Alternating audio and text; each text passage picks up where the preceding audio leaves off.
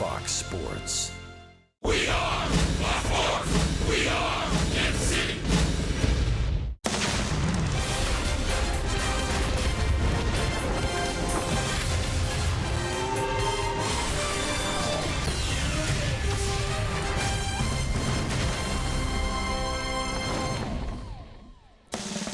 Royals baseball from Cleveland, where the Indians continue to march toward history. They have 22 consecutive wins after beating the Royals last night in 10 innings, 3-2.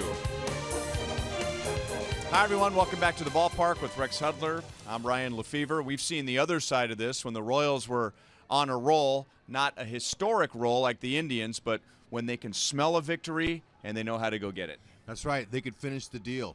Now they still can, but they couldn't last night. Hopefully it'll change tonight, but still, you can't complain about the baseball game. The game was phenomenal. The crowd was totally into it. This try by Alex Gordon, you have to go for the kill. He could have ended their streak with that great catch. Didn't happen. Mauer, he tried to do his thing, but look at this. Ramirez with an outstanding gallop into second base. He was able to get there. Who's got the game-winning hit? Hey, look, it's time to end their celebration and their party. How about tonight? It's easy to forget how well Jacob Junis pitched. He gave up just 1 run in 5 2/3 innings, and now he hands the baton to Jason Vargas.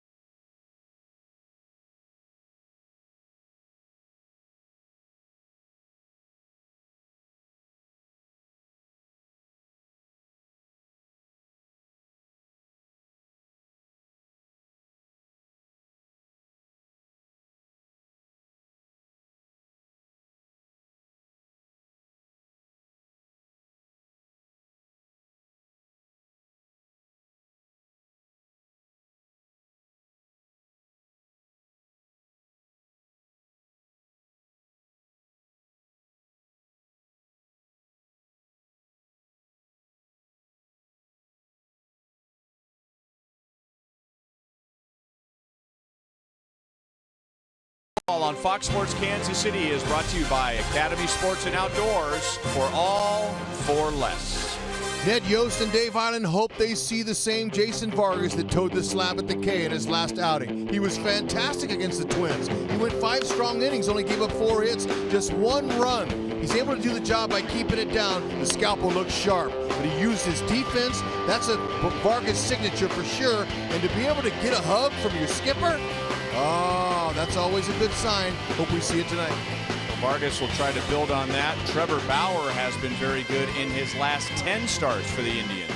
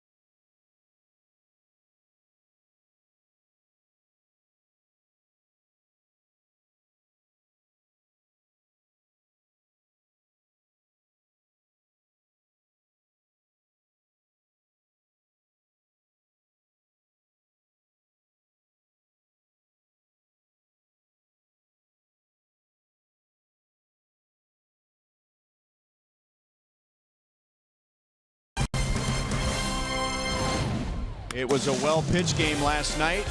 It'll be Jason Vargas for the Royals. After a strong first half, he's won a career-high 15. After a strong second half, Trevor Bauer has won a career-high 16. The lineups and the first pitch are coming up next.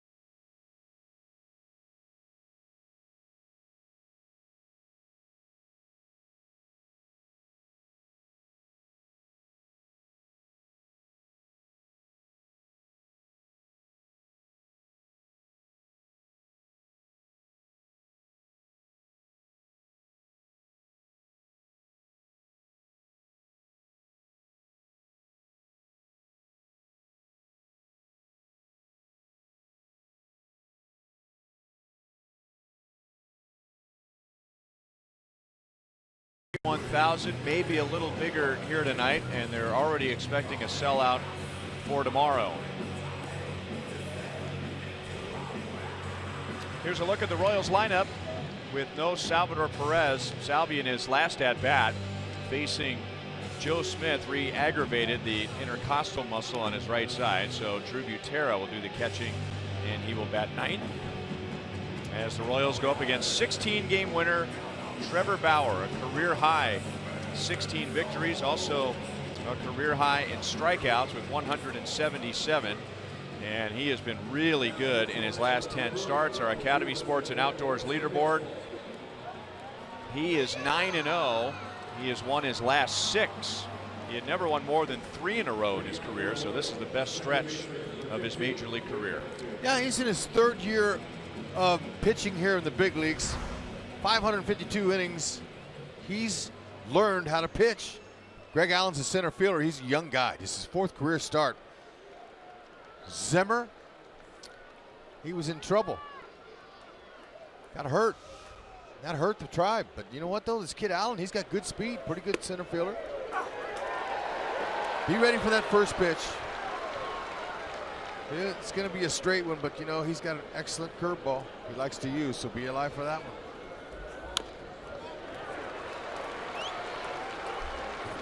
Oh, 2 on Witt, who was 1 for 5 last night with a double. This is the 3rd time the Royals have seen Trevor Bauer this year.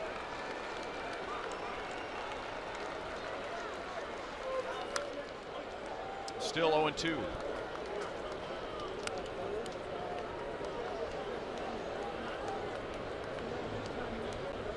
It is his 10th career start against the Royals.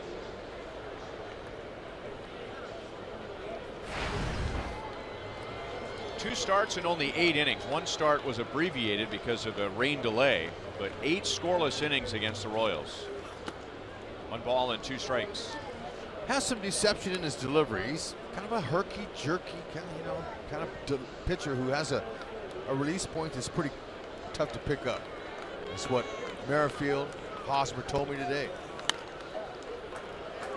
Ramirez charges in from second base and gets Witt to begin the game.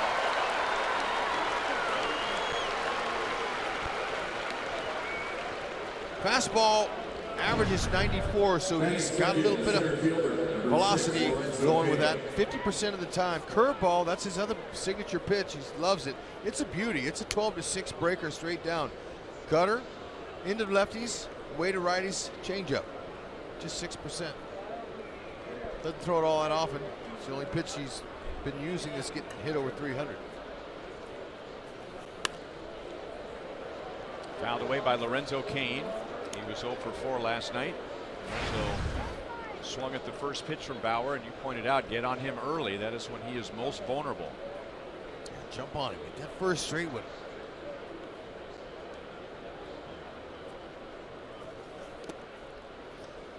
One ball, one strike. Now, it's not just the Royals, but the rest of the league been feasting off of that first pitch. 463. That's over lava hot on it. So obviously Bauer knows that number, so he's going to try to mix it up a little bit, but he just doesn't quite have the confidence to throw strike one with his curve as much as he does his fastball. Strike one, usually the pitcher will tell you it's their best pitch. 2-2 on Cain.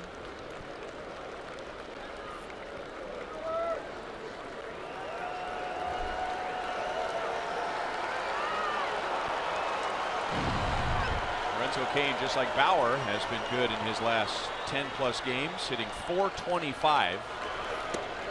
Fastballs away, 3 balls and 2 strikes. If you watch Bauer, you just see how quick his windup is, and his throwing stroke is so fast coming through with his arm swing. It's just a little bit tough to pick up that release point.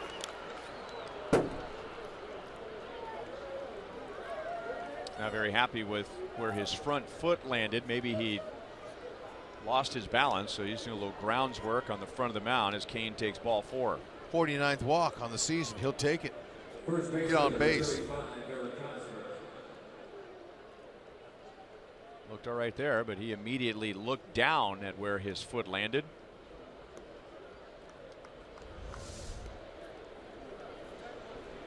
Probably, I don't think he's an excuse maker, but that made it look like he was.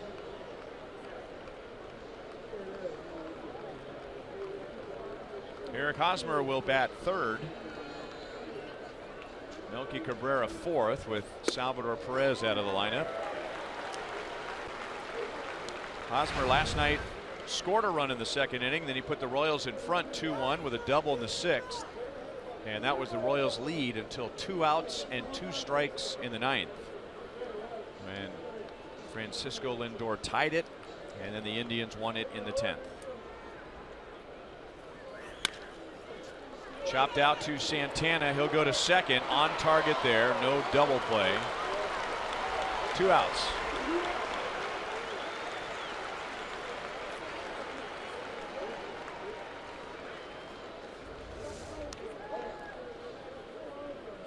Carlos Santana is much improved at first base. When he first went over there a couple years ago, it was, he wasn't sure if he could even make that play. He might just run back and touch the base. Now he's playing free and easy. Has a lot of confidence in there. Just 5 errors, not too bad.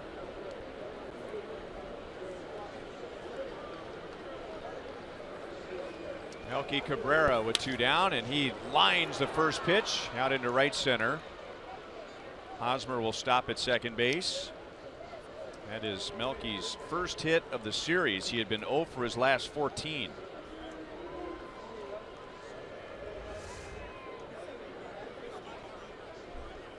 It's the first pitch heater he jumped on. It was on the outer half. He stuck it. Good pull swing there on an outside pitch.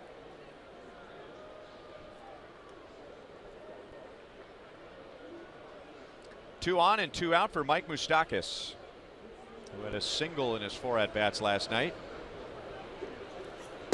And he gets a first pitch breaking ball. Lance Barksdale calls it a strike. Moustakas is still at 36 home runs, tying the Royals' single season record. He has 1 home run in his last 24 games. He went around, and it's 0-2. When you break down a hitter's swing, you will point out that they've got a stiff front side. Their front leg is stiff. There's a lot of torque involved there, and that's his sore knee. Yeah, and he's been the best Royals hitter all year hitting off that front side. So it's been a little bit hard for him. He's still got enough to set a new record.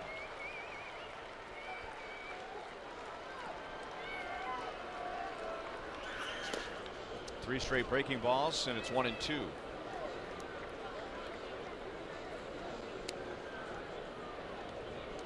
So the home run is the big item. But Moustakas is also 1 RBI shy of tying his career high, 82. And he has more RBIs in his career against the Indians than any other team.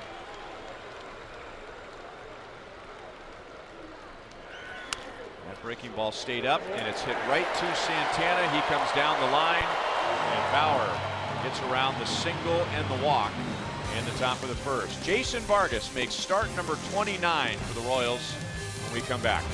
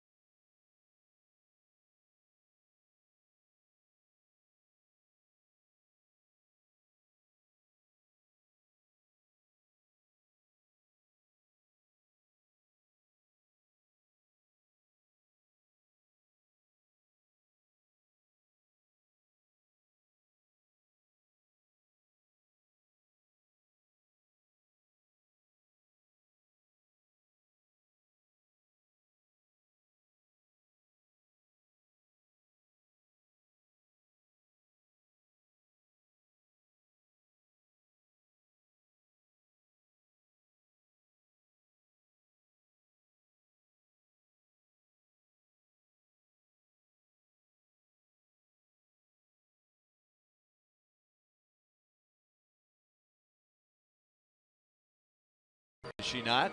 I think so. They're all caught up in it. A couple of changes from last night. Roberto Perez will do the catching. He'll bat 8th instead of Yan Gomes, and Greg Allen, the rookie, will be in center field instead of Abraham Almonte.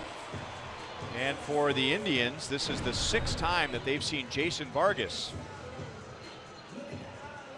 Jose Ramirez leading the way, 423 during the win streak. And that man right there, Francisco Lindor, who tied the game in the 9th inning, is hitting .360 during the win streak. And Jason Vargas has a career high 15 wins, 2 of which have been against the Indians this year. And that includes perhaps his best start of the season. Here's his pitching arsenal. Fastball, changeup, curveball. We know that changeup is most effective pitch. That's the one he's going to go to against the right-handed stacked lineup. Lindor 3 for 17 in his career. That's under 200 against Vargas, but 2 of those 3 hits are homers. So be careful. Vargas wants to just keep the ball down. Use the infield. Use the left side. You can see Frankie, his 2 swings, he's trying to go the opposite field. That's a good approach against Vargas. Try to pull a good changeup pitcher, you're going to hit ground balls left side.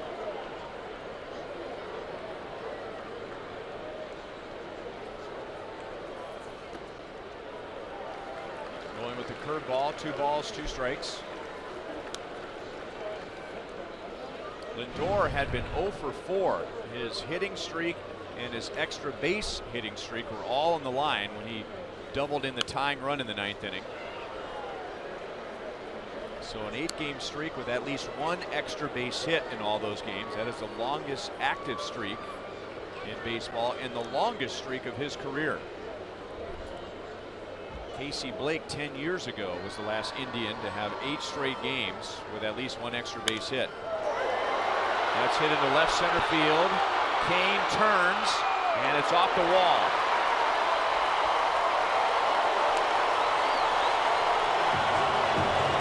Tonight, Lindor gets his extra base hit early. So 9 consecutive games with at least one extra base hit. He has 39 doubles this year. He waited for it. Ball was on the outer half and down at 79 as the changeup, but he almost knew it was coming. He was able to get out there and reach it. Hit it halfway up the wall.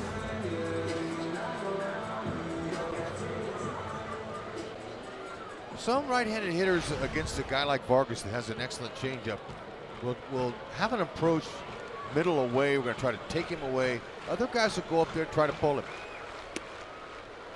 Just depends on how the hitter's feeling, what you are able to do against the changeup that's designed to be on the outer half of the plate, maybe 2 inches off the plate. Wait longer or try to pull him.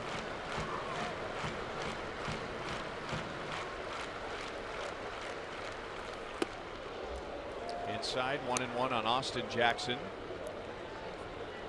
He came on late last night as a pinch hitter in the 9th inning, grounded out to end the 9th inning.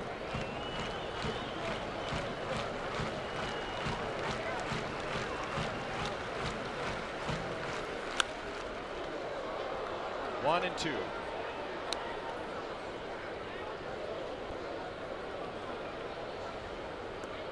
Royals forward around the horn. Royals defense. Whit Merrifield's 5 defensive runs saved. That's 3rd best among Major League second basemen. He's good. He's got excellent range.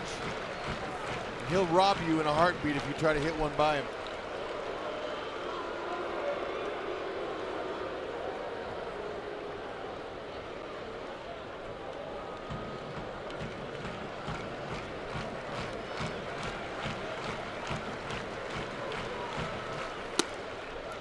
Two and two on Jackson.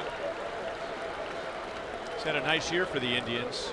When you have a team that's played as well as Cleveland has, you're going to have several players that you are expecting to play well. Then there's going to be some surprises, and Jackson has been one of the big surprises for the Tribe. Expected to be a veteran extra outfielder, and because of injuries, he's had to play a lot more than they were anticipating. He's been on the disabled list a couple of times, but hitting over 300.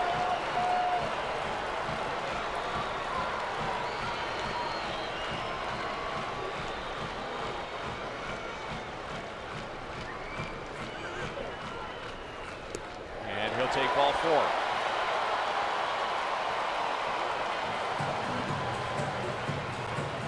So a leadoff double and a walk. And up comes Jose Ramirez with 2 on and nobody out.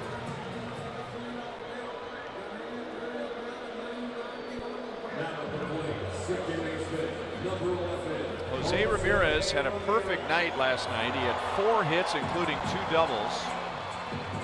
Our Kubota Power Stats, that is a list of Cleveland Indians players who have had 50 or more doubles. And I don't think anybody here in Cleveland could have imagined that in a million years 2 years ago. Curveball for a strike from Vargas. I don't think anybody in the ballpark expects he's going to be sacrifice bunting here to move the runners over either.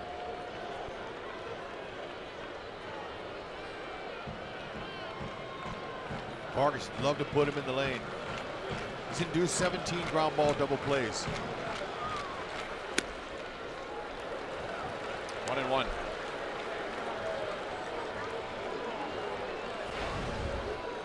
Two years ago, he had 219.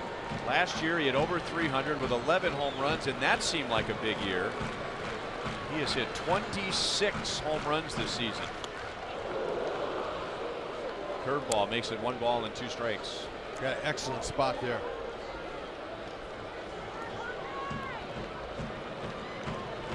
Working ahead's the key for Vargy.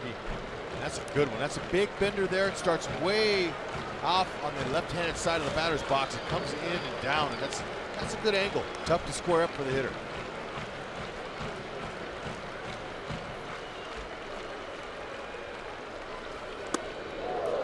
Two and two. That's a pitch that he hasn't been using as much lately as curveball. It seemed to me in the first half that when he would throw a curveball, the hitters weren't ready for it. You got a lot of called strikes with his curve. Second half, they've been swinging at it. It's grounded out to Hosmer. He'll take the sure out. He didn't like the angle throwing down to second base, so Ramirez is out. But it gets Lindor to third and Jackson to second with one down. I like his adjustment Ramirez made as he saw the big breaker coming, and he just at one point said, I'm going to just give myself up and hit the ball to the right side. That's what he did.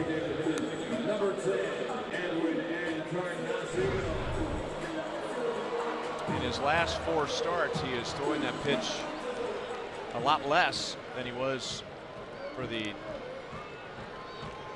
large portion of the season. His first 25 starts, over 20%. I remember a couple of starts ago, Vargas felt like he was being too predictable.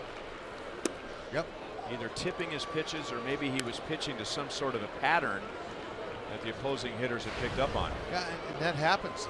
And sometimes how you're able to find that out is you're making good pitches and the hitters are hitting them hard, squaring them up. It's hard contact. Oh, man, what's going on here? Down and in 2-0 on Encarnacion.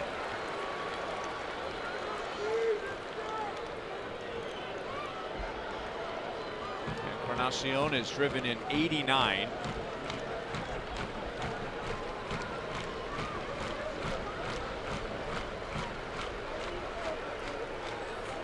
There's a curve, and that is crushed to left center field, and Alex Gordon runs it down.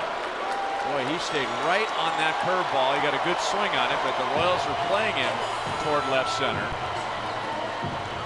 So it's worth 1 for a sacrifice fly. Jackson stays at second base. Yeah, it sounded good, but he just hit it off the end of the bat. Didn't really barrel it like he wanted to. But the fact that Jose Ramirez moved the runners over with the first out was a productive one. Helped get that run. I think he thought he hit it harder. Yeah. It had me fooled, but he even stood there at home plate for a step or two and then realized I better get going. I didn't hit it like I thought I did. Yeah, and Alex made another nice running catch. Just hold him down, that's all they get. Carlos Santana with a runner at second base. And a curve is in for a strike. Santana had 2 hits last night. He is hitting .266. He has 23 home runs.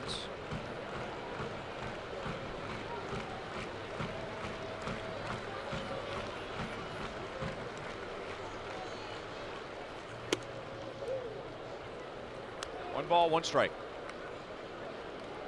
Good spot there, that inside. I'll tell you what, it keeps that hitter from leaning out over. Looking for that changeup out there on the other side of the plate.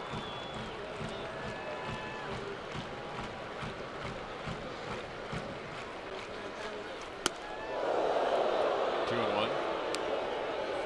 That pitch was more high than it was inside, but the crowd reacted as though Vargas was throwing that in a dangerous area. I'm sure the Indians tonight didn't feel like they were just going to wail away against Vargas. I mentioned his 5 starts against the Indians before tonight. His ERA is under 3 against Cleveland. Santana grounds it out to short. And out of all that, they get 1 on the sacrifice fly. Encarnacion drives in Lindor. And at the end of 1, Cleveland leads 1-0.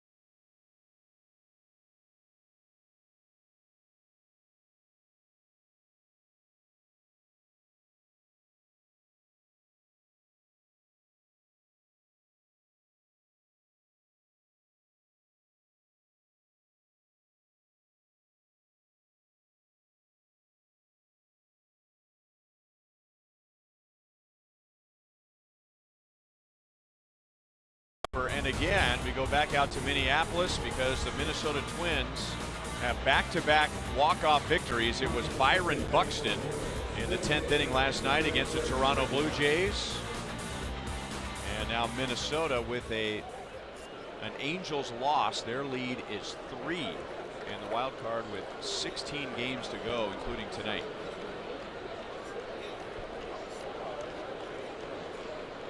Royals want to just fight their way and claw their way back to 500.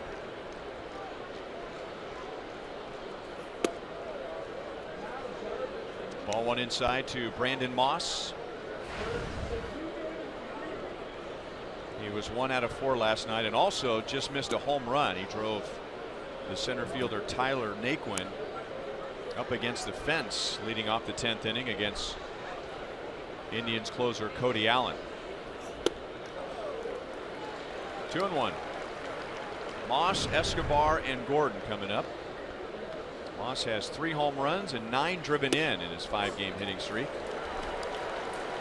2-2.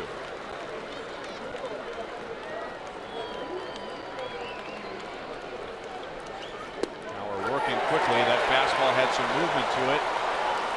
And for Bauer, that's his first strikeout tonight and adds to his career high, 178 this year. See that movement there? That'll lock you up a left-handed batter. That's exactly what happened. Started out inside. Moss, that's just the 4th time he's ever faced Bauer, so used to seeing that kind of movement from him in. And we'll see how those numbers translate tonight against a team that can be very difficult to strike out.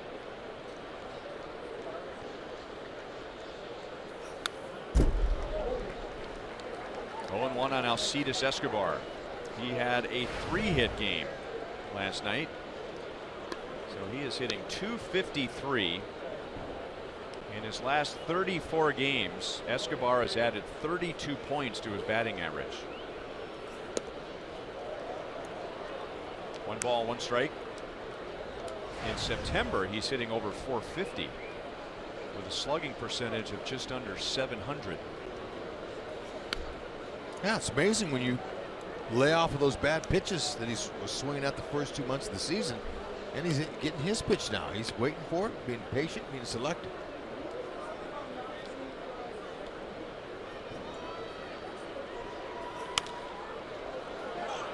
Lifted to right and slicing away from Bruce and back into the 7th row.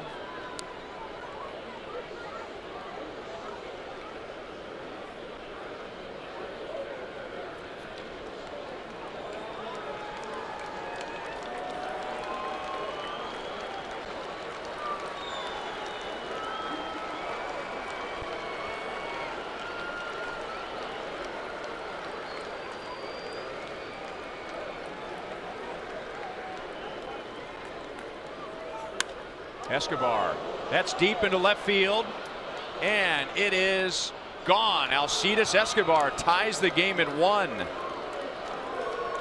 Home run number 5. And that's the first run for the Royals this year against Trevor Bauer. Outstanding stroke. Esky saw that slugging percentage we were just showing up there on the board. It's impressive, but man, this will help a lot with that. 83, there's the hook. It hung. Got the hanger, and he got up underneath it. Esky knew it. Oh, how about that? Good base. Nice wide foundation. Good, solid. Trust the hands. Get up underneath the back side of it. Get some backspin. Beauty.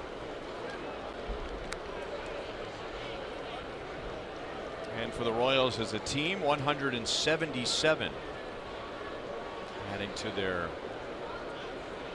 best total in team history.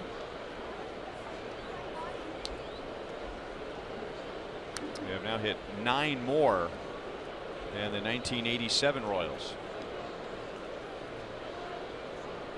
Okay. Alex, 2 for 15 off Bauer. That's well hit. On the run is Allen, and that's going to be up against the wall. Alex Gordon has a 1-out double.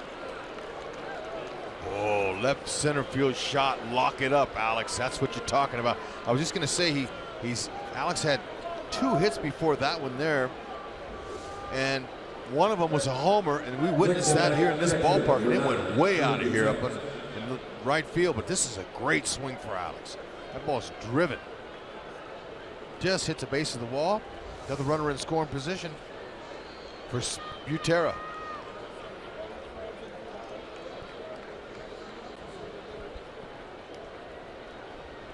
And a chance for Drew Butera to put the Royals in front. And he gets a first pitch curveball.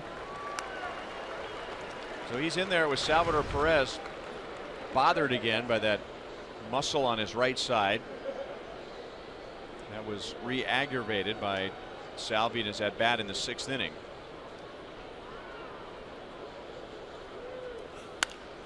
Curveball is grounded to third. This will be a long throw for Diaz. Out. Alex goes to third. He is safe. And that was Lindor, the shortstop, coming over to cover.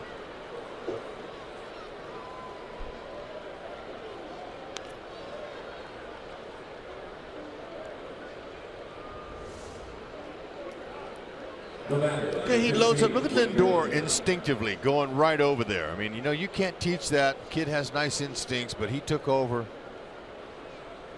Gordon, sometimes you can time that play where you know you can make it, and that's a good job. In case Bauer bounces one up to the plate, heads up.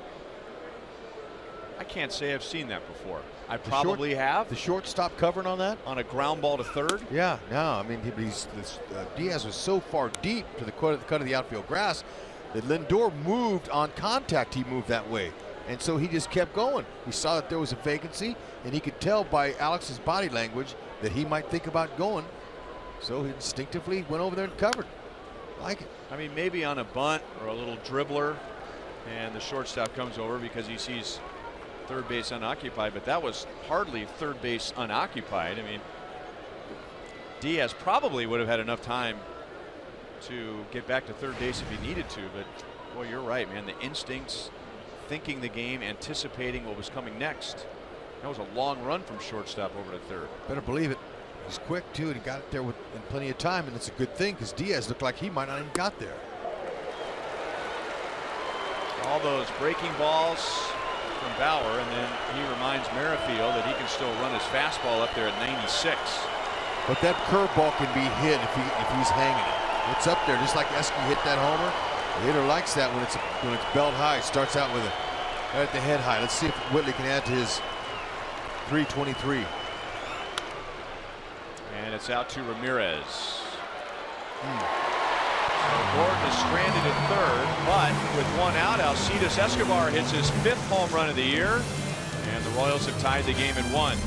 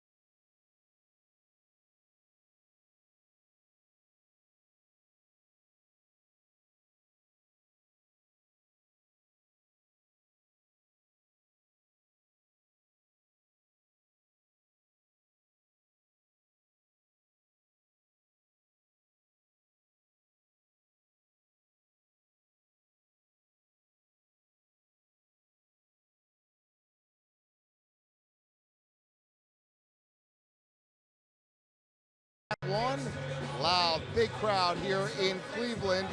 And for the Royals, no Salvador Perez. We saw him replaced in last night's game late. And we'll see in our University of Kansas Health System injury update, re-aggravation of the right intercostal strain. Guys, it happened in his last at-bat last night on a swing and a miss is what Nick Kenny believes. And it was interesting what he told me. He said that he has had moments like that on really a regular basis over and over again since coming off of the disabled list. There are really two things you could do for Salvi, and he's done one of them. One is get treatment. He's done that every day. The other is get rest. He hasn't been able to do any of that. So they have monitored it every single day, and they could tell last night that he was going to need to come out of that game. They left him in until the next at-bat came up so that he could play defense, and that's when you saw him pinch hit for. And how about this? People wondering, is it day-to-day? Is he done for the year? And what I was told by Nick was, if this guy feels good enough to play tomorrow, he will play. No guarantees, though.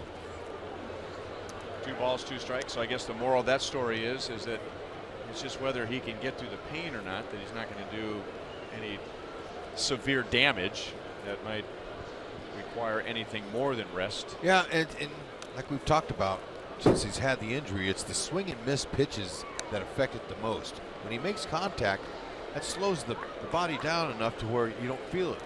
When you swing and miss, it torques everything and really goes out of whack. But on the other side of, as far as getting rest, I mean, you're not going to get rest, obviously, if you're playing, but you can stay in bed all day. Get room service, stay in bed all day until you go to the ballpark. That's enough rest for you, young player. And when I got in my mid-30s. What about an old broadcaster? That sounds like a pretty good day for. It is, but you don't have to go through the physical stuff that these guys do. Just batting practice, even if you don't play every day, you're still going through the BP and all the work that goes on before that. Vargas with a curveball strikes out Jay Bruce, who won the game in the 10th inning last night, and that's the first strikeout for Vargas. Escobar getting Vargas that run to tie it up helped him. Vargas says, all right, we're in it, folks. Let me take over here. Good breaking ball out of the zone. It's a big sidewinder. I asked Dave Island about Vargas's curveball, knowing that we were going to talk about how he's not throwing as much now as he was before. Because, you know, I felt like, and I think you agree too, that in the first half he got a lot of free strikes with his curveball. He'd throw a curve for a strike, and the hitters never seemed to be ready for it. Very few swings against it. And there's one in for a strike, 1-1. And it just seems to me in the second half they are swinging. And Dave Island said that he felt like his curveball has gotten too big and that the hitters are picking it up out of his hand. Or as Dave puts it, there's a hump. The ball has a loop to it immediately out of the hand, and a good hitter knows here comes a breaking ball, whereas in the first half it was tighter, it wasn't as big, and they weren't picking it up out of his hand. Oh, nice. Great sequence there.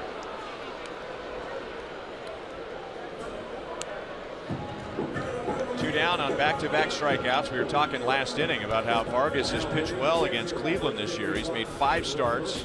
His ERA is under 3. And our Kia in the driver's seat back on June the 2nd. This was a shutout, 7-hit shutout. He got 4 ground ball double plays. His second shutout as a Royal and his 7th career shutout. Yeah, he threw 26% curves in that outing too, a little bit more than he has been.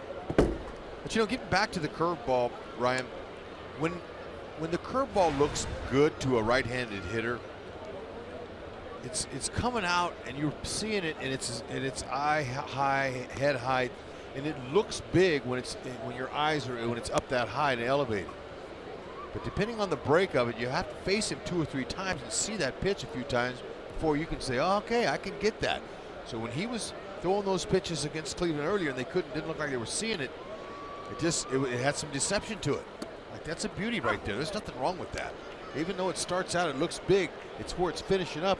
The hitter can't bust it. If it's elevated, you can hit it. But that right there, you're going to hit the top of it, and that's going to be a little ground ball out. Unless you really get up underneath it. So maybe that pitch is going to work for him today.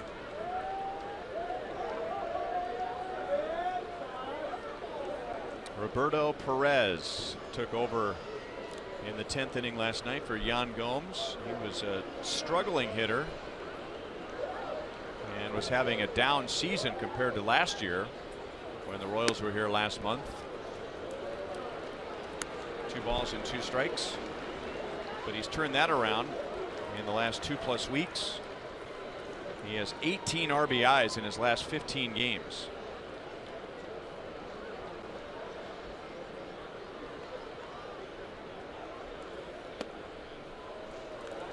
And on the topic of curveballs, we were talking about Vargas in his first 25 starts, throwing it about 20% of the time.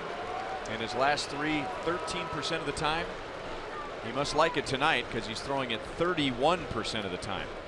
Changeup he just dropped in there was a strike. Didn't get called. Oh. Vargas strikes out the side. 2 at the curve, 1 with a fastball. Paging Dr. Vargas.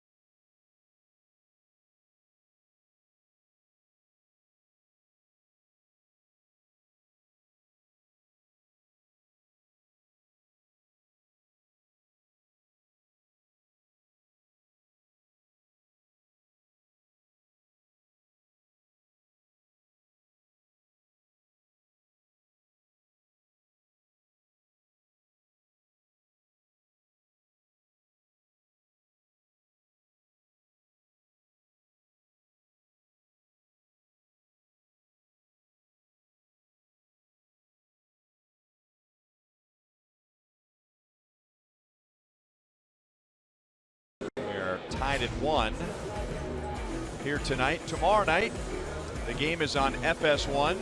First it's the Mariners and the Astros beginning at 11:30 on Fox, and then 2:30 it's the Royals and the Indians, and we'll be back here on Fox Sports Kansas City on Sunday.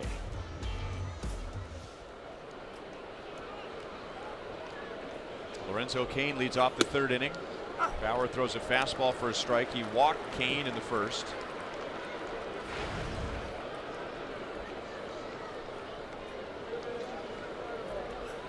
Curveball, and that's lined into center field. It's early, but that's curveball doesn't quite have the bite that has produced all the strikeouts he has gotten this year. No, and it's hanging. It's up there when and it's a fairly decent pitch to hit when it's hanging. And right there now, look at the beautiful swing. He waited till it came down. Look at this now. He's waiting on his backside. He's got a very good foundation. There's the front side he's hitting off of. He's leveraging, but the head position, the way he waited to click to go with it, he wasn't fooled one bit. Same way with Haas, but be looking for the heater. Get that first pitch fastball, they go further. And Haas was telling me before the game, he wants to be the guy that breaks their streak. And most of his teammates all feel that way. Somebody wants to have a part in that, just like Alex did last night with that catch.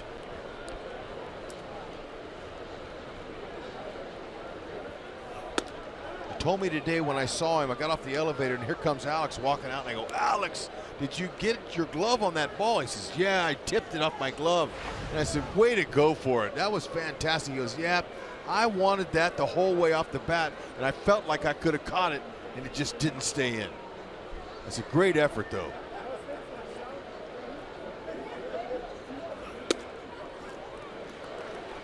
And these guys, they're charged. They want it. Yeah, he starts his jump 4 or 5 feet in front. Look at this. Oh, man. And the roar, when that ball hit off of that wall, the roar was incredible here. And a couple of times last night, I felt our booth shaking. That's how this place has been. They're charged, these people here. These fans are into it. Oh. Good rip.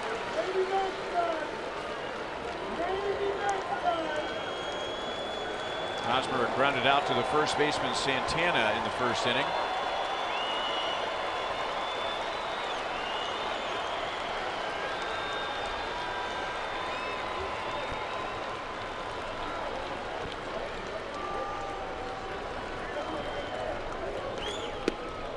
Laid off the pitch this time, 2-2. No, mainly just, you got to look, you just heater and then adjust to that curveball. That little cutter he throws at 87, it's almost, it's a little diversion off of the fastball, and change up 6%, doesn't use that all that often. If he does, look for it up.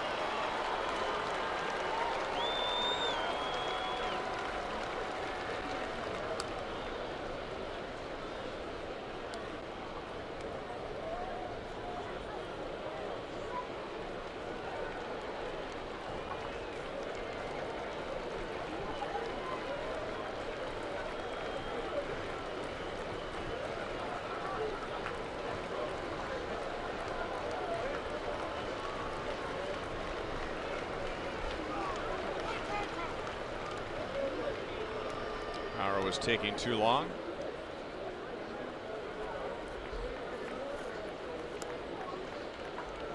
Edwin Encarnacion had a sacrifice fly in the first inning.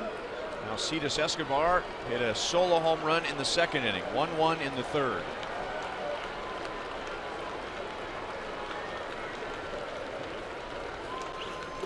And he got him to chase it.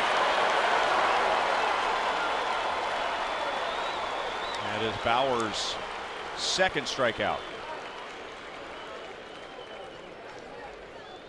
Join us on September 30th. It's the Royals and the Diamondbacks, and you can get your hands on the last memorable moments bobblehead of the season. The first 20,000 fans receive an exclusive George Brett bobblehead presented by Konica Minolta, commemorating the 25th anniversary of his 3,000th career hit.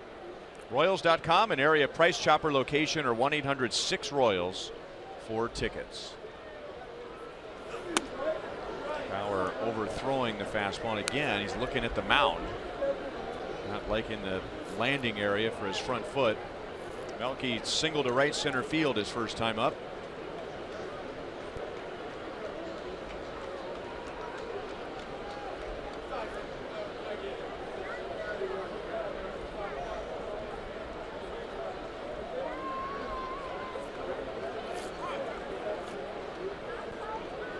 He and Perez in this inning haven't been on the same page. Bauer's been shaking off pitches, taking a long time in between pitches.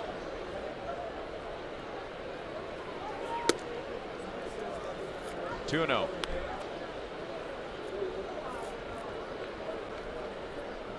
Bauer, fair or not, ever since he became a professional with the Arizona Diamondbacks, has had a reputation of being an on his own program type of a guy.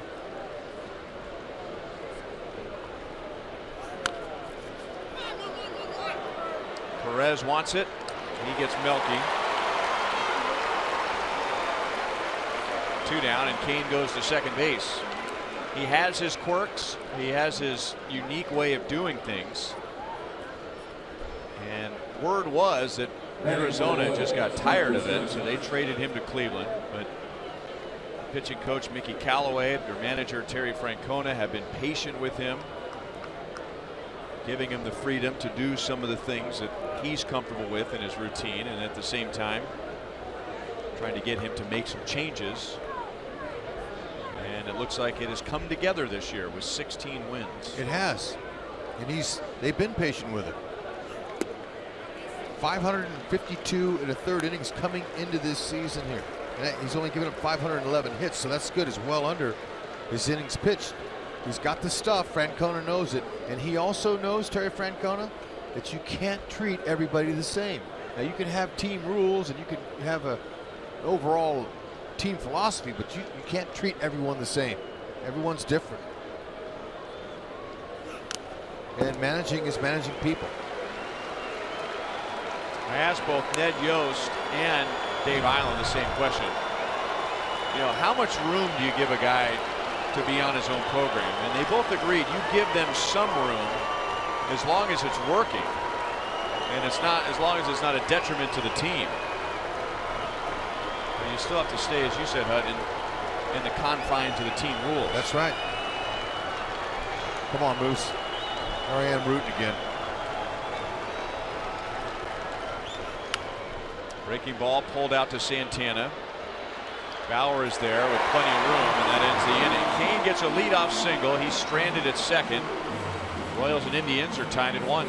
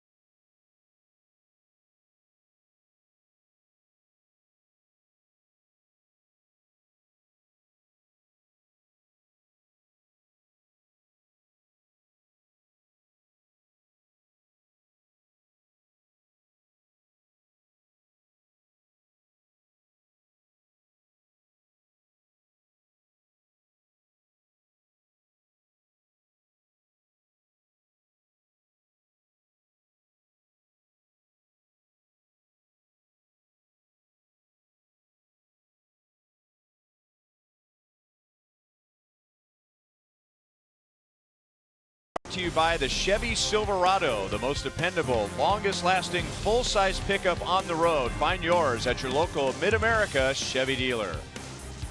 By the Missouri Lottery, every ticket played gives back to Missouri schools, so play it forward with the Missouri Lottery.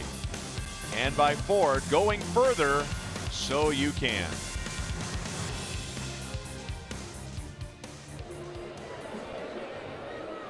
Some Royals fans here, scattered about mostly on the first base and right field side. And you have to be brave to wear the Royals colors in here in this particular time. As I was talking to a Royals fan last night after the game, said that they took a lot of their fair share of abuse verbally, but he said, I wore it proudly.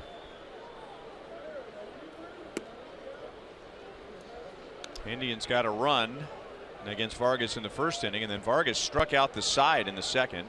3 up, 3 down, and this is the number 9 hitter, Greg Allen.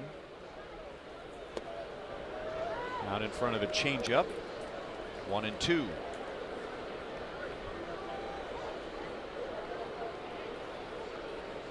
Allen is a switch hitter, and Terry Francona has 5 switch hitters.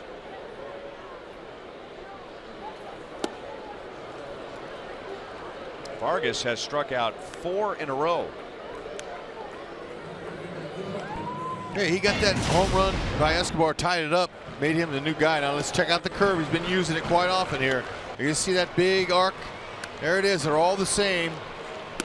And it reminds me, by seeing the tracer there, of one of the terms that we use, yellow hammer. That's what it is. It looks like a little hammer, the backside of the curl, and it's tough for a hitter to square it up. Look at him finding that timing. It's a release pitch. I mean, it's a field pitch, but he's putting it right where he wants it tonight. And you can see the difference between Vargas's curve and Bauer's curve. Vargas is more of a sidewinder. Bauer's is a 12-6 break, a straight down hammer. And he's used that pitch a lot against the Indians. That's interesting. There haven't been many starts among his 29 where he's thrown a curveball as often as he has tonight. Only 6, but half of those have been against Cleveland. Well, certain times you're going to have certain outings, one or two of your pitches are going to work, and other times they're not. I can hear Vargas saying, after we break their streak tonight, he's going to say, man, my curveball, I had my curve tonight. My curve was working. And then if it's not working that particular night, maybe the changeup's working. Good spot with his fastball. Alex makes a play in left field. Vargas has set down the last 8.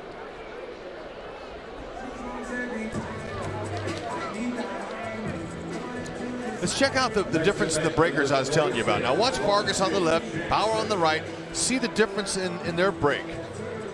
Straight down is the one on the right. Vargas is a sidewinder. It comes in from the backside.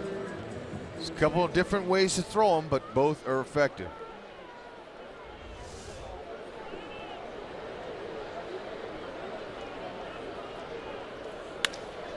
Jackson, he drills that to the gap. Kane will cut it off deep. Jackson makes it to second base with a 2-out double. And Vargas has set down 8 in a row. Jackson is on for the second time. He walked in the first. Jackson seems to have the right idea against Vargas. That's his 9th hit he's gotten off of him. And it's a opposite field approach. He's thinking that way. He got the pitch he wanted, and he was able to square it up.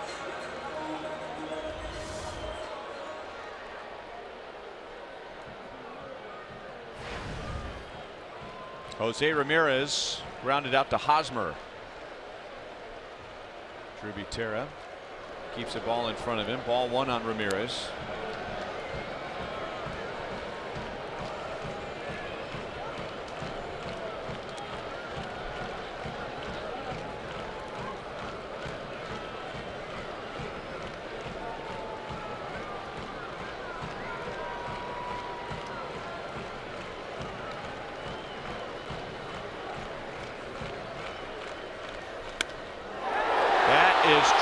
Deep to left field, and home run number 27 for Jose Ramirez, and he hits it way up into the bleachers.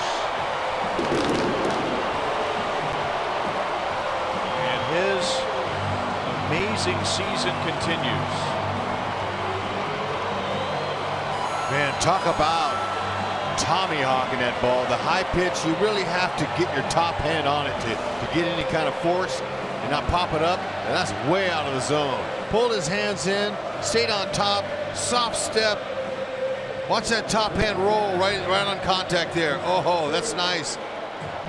I mean, you pitch that far out of the zone and that high, you'd think most guys are going to pop that up or swing and miss and foul it straight back.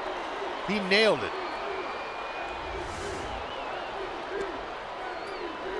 They are chanting MVP for Jose Ramirez. Who has the most extra base hits in the American League? Aaron Judge. How about Chris Davis? Jose Abreu, Manny Machado, Nelson Cruz, Mike Trout. Nope. Jose Ramirez. Yeah. That was his 83rd extra base hit of the year. And he's not the one chanting MVP. Humble young man. Let the people talk about it. Just keep doing what you can do. Nice changeup there. Vargas is not getting that changeup. He's throwing 2 or 3 down there, and Barksdale's not giving it to him. That's an effective pitch. You've got to have that against big power hitting right-handers.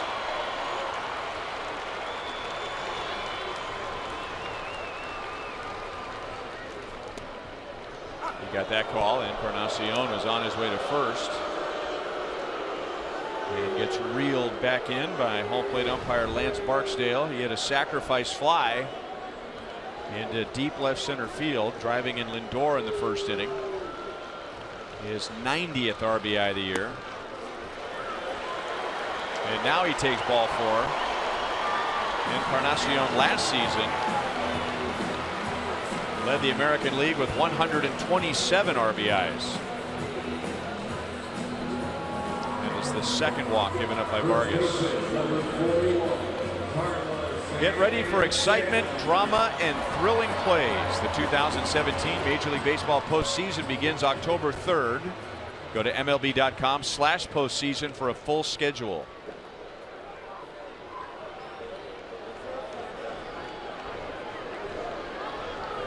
Now Carlos Santana with Encarnacion at first base. This started with 2 outs. Vargas struck out Allen, giving Vargas 4 straight strikeouts. Then Lindor flied to left, but then Jackson doubled, Ramirez homered, and Encarnacion is walked. 1-1.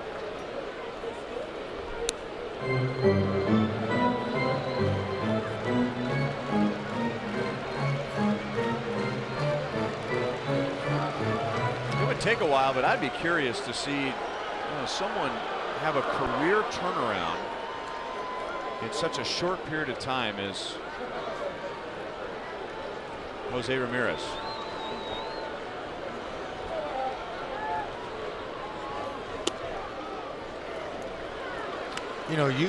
It's amazing when you experience success, and he did last year, but nothing like he is this year, Ramirez. But he was on a World Series team.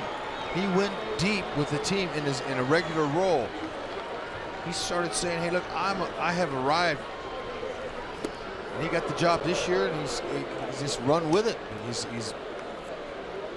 built on it, just like Lindor. Lindor didn't have the power last year that he had this year. So these guys, going to where they went last year, they developed a lot of swagger, just like our Royals did, almost identical.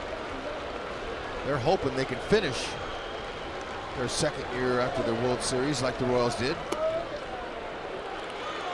He is 5'9", 180, Jose Ramirez. And in his big league seasons, year 1, 0 home runs. Year 2, 2. Year 3, 6. Year 4, 11. Year 5, 27. Popped up. A long run for 3 Royals. And Melky Cabrera making a running, leaning play to end the bottom of the 3rd inning. Jose Ramirez puts the Indians in front with a 2-run home run.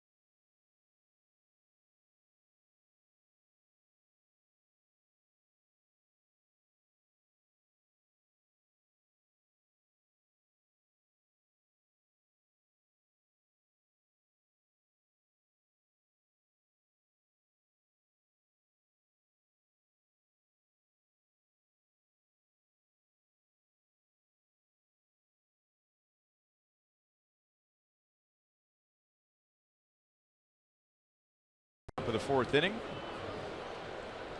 Well, sad day. We learned that Bob Motley had passed away. He was 94 years old. That is an iconic picture of him as a Negro League umpire. There he is with Bob Kendrick, vital in the very beginnings of the Negro Leagues Baseball Museum.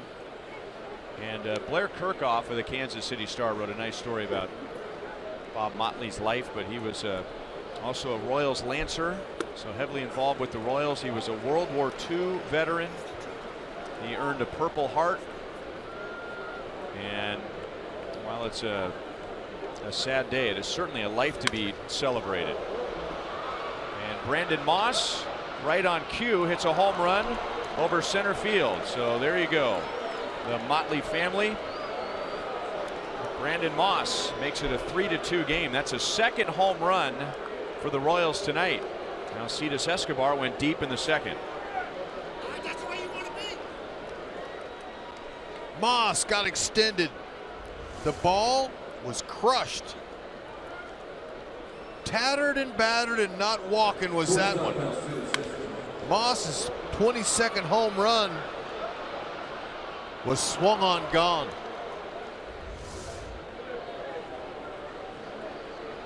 That's what you do. Be ready to swing when you get in that box. We showed you earlier the numbers on Bauer, looking for a first pitch, a fastball. League was hitting .463 coming in on first pitches against him. Let's go down to Joel. Well, here's the other home run hitter, and it's amazing what Alcides Escobar has done, and our Toyota League leaders will show that he has been among the best for shortstops since June 20th. And that date means something, guys, because on June 20th, Esky got up to the Mendoza line of 200. Wasn't the first time he got there, but it is the last time that he ever fell below it. And there's Esky this time going to center. He never fell below it after June 20th. So think about this, guys.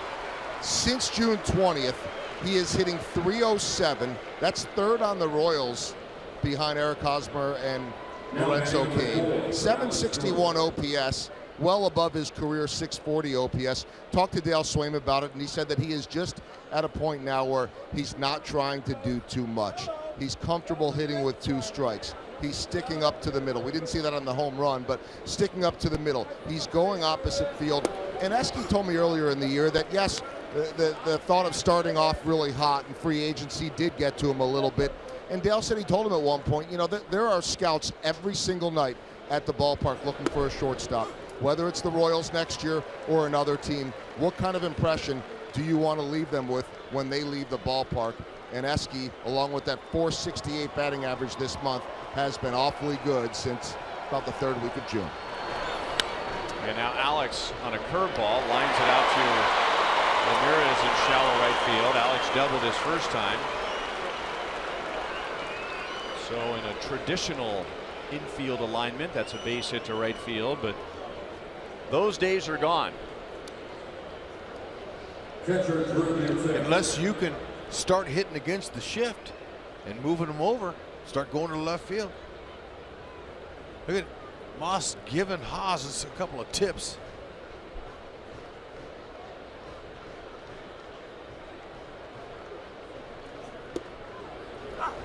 Breaking ball, strike 2, Drew Butera. Grounded down to 3rd in the 2nd inning.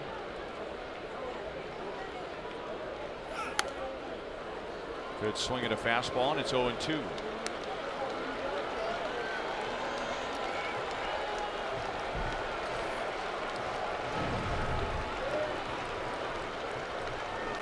So Salvi's hurting, and maybe it was a good night to get Butera in there anyways. He's done well in 5 at-bats against Bauer. Joel was telling us earlier that the only way Salvi's going to feel better is to get treatment and to get some time off. Yep. So he gets a night off tonight, and Butera has done well against his pitcher. Or as Hud suggested, and I like Hud's suggestion, just stay in bed all day and eat room service. Yeah, have room service, call in, go back to bed. Don't never even get out. Don't even get out. You know, and when you're a player now, I don't know if Moss feels that way or not. He gets DH a lot, but when you play every day regular, and you know, you're in your 30s, pushing mid 30s, your body doesn't feel the same as it used to when you were 25, 30. You know, but 35, and I just stay in bed. Played every day in Japan when I was 35, and man, it helped. Rest. Good breaker there. It's hard to lay off of it. Brandon Moss leads off the 4th inning with a home run. So his hitting streak continues, and the Indians now lead 3-2.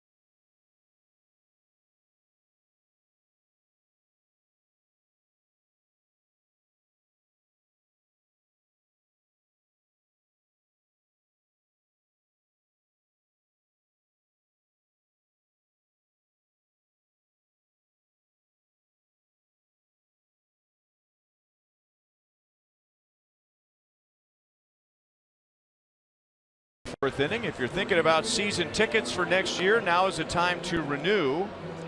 Season ticket members that are renewals by November 6th will receive an exclusive Salvador Perez All-Star bobblehead. So renew today by logging on to My Royals Tickets account at royals.com/myticks.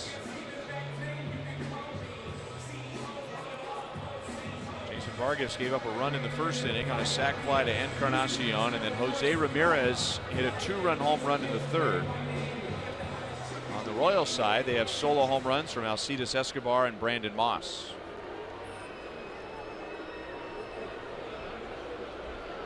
Jay Bruce leads off the 4th. Got a fastball or a changeup and grounds it back to Vargas. Vargas got him with a curveball in the 2nd inning. So 1 pitch, 1 out in the 4th.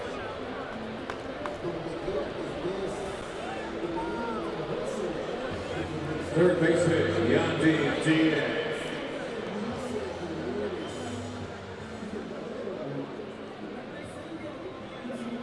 Yandy Diaz also struck out his first time. At one point, Vargas struck out 4 Indians in a row. Grounded back to the middle. Past a diving Whit Merrifield. Diaz is on with 1 out. Sometimes the side of the mound will slow it up enough to where the infielder can get to it and rob you, but not here. It hit, had top spin, watch it bounce. Yep, by him. Good try.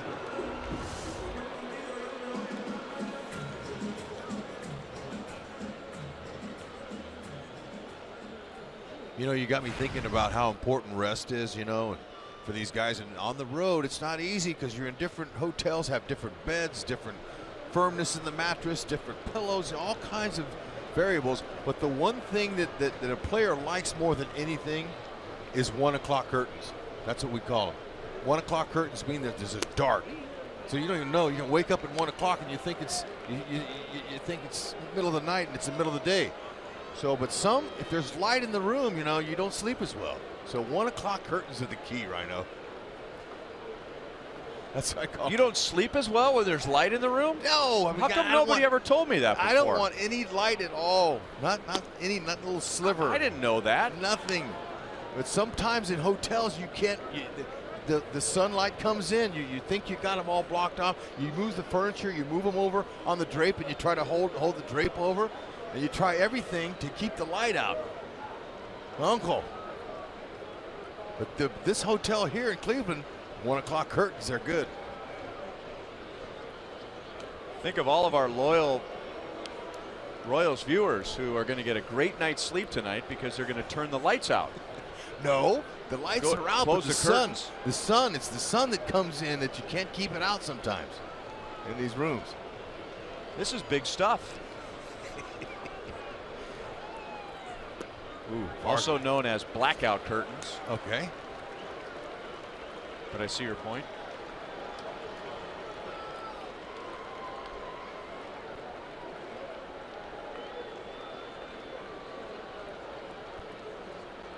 Roberto Perez, the scoreboard says he's hitting .218, but over his last 15 games, it's .364 with a lot of RBIs.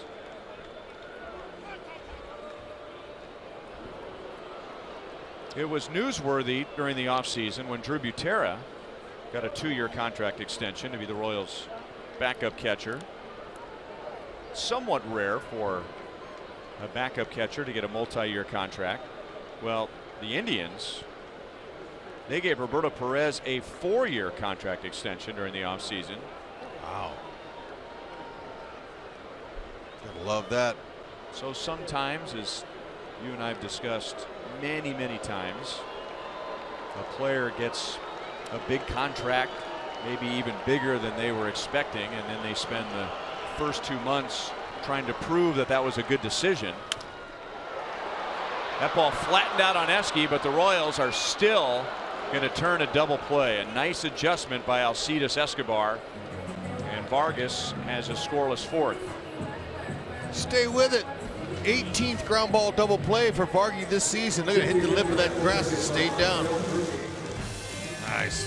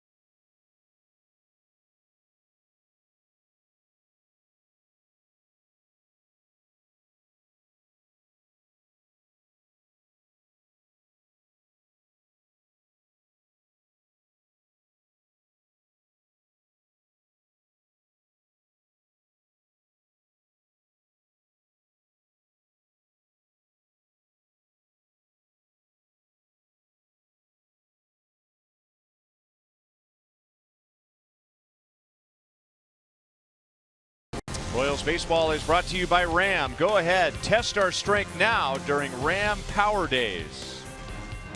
By Menards, save big money at Menards on all your home improvement needs. And by Thoroughbred Ford, every day there's a great deal waiting for you at Thoroughbred Ford.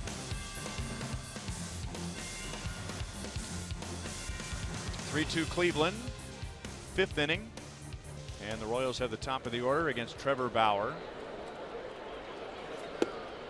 The Royals have 5 hits. The Indians have 4. Whit Merrifield has grounded out to Ramirez at second base twice. 1 ball, 1 strike.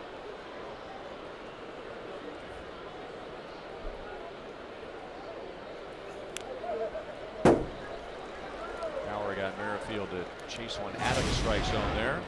Let's take another look at that double play. Yeah, you see it hit that lip and it fooled Esky. And that's not easy. He stayed with it though. That's beautiful. Roll him up right there. Vargy needed it. That's a swing and a strikeout, number 4 for Bauer. And remember, every time the Royals turn a double play, the next day McDouble sandwiches are only $1 at participating McDonald's in the greater KC, St. Joe, and Lawrence locations.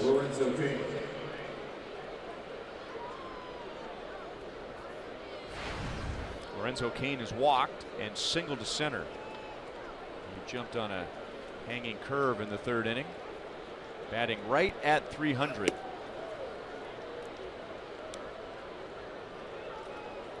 Trying to become the 6th Royal to have 3 300 seasons. That would tie him with Billy Butler. Billy had 3.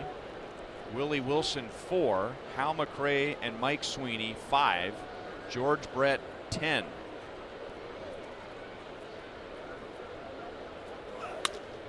And that's fair up the right field line. Bruce plays it off the side wall. And Cain is into second base with a 1-out double.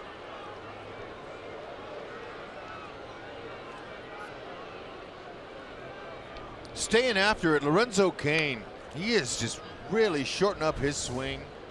Going to the opposite field. Look how short that swing is. That is a 300 hitter swing. Hitting it where it's pitched. Look at that. He knew he had it the whole way. Long strides. Ooh, look at, he never really got his foot on there. Lindor, his foot was under his, but he didn't catch it. 150 career doubles for Lorenzo Cain. Only 11 of those were with the Brewers. Ball 1 to Eric Hosmer. He is 0 for 2.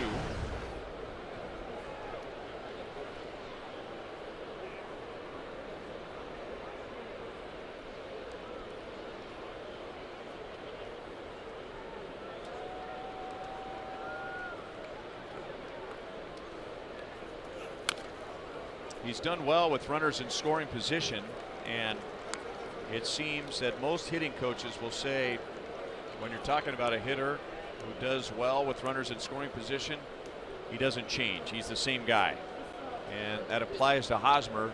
His overall batting average is .324. With a runner in scoring position, it's .326. He's the same guy. Yep. I'd like to see him though, if he's going to try to swing at that curve. Now Bauer got him on it last time up. He struck him out. Don't try to pull it. Stay inside with your hands. He knows that heater. Get it. Perez makes a great stop. That keeps Cain from advancing to third. 2 balls, 1 strike. Boy, smooth, wasn't he? He was able to glide right with this pitch. Now watch him just move. And the whole idea is to keep your elbows in tight to your ribs so the ball can't find a way to get underneath them, and then square it up on your chest protector. Fundamentally sound.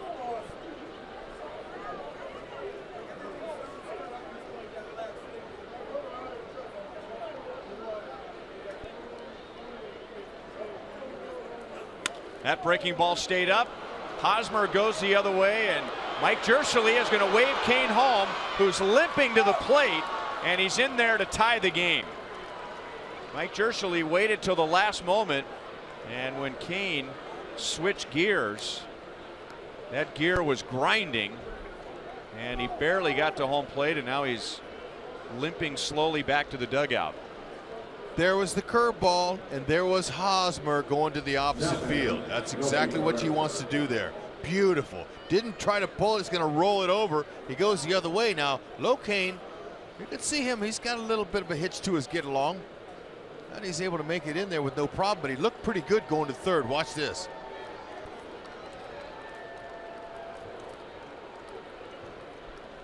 That's nice. Ties it up. Good swing by Haas.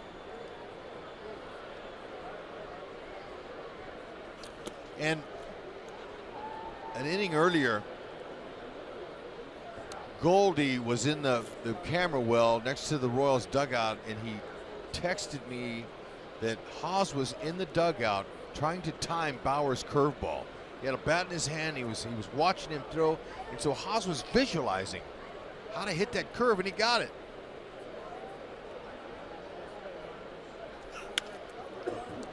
Santana, diving play on a short hop. His feed was not great. Or maybe Lindor was not where he was supposed to be. Lindor received that throw and he was 5 feet in front of second base. So that took away the possibility of a double play, and now Cabrera is at first with 2 down.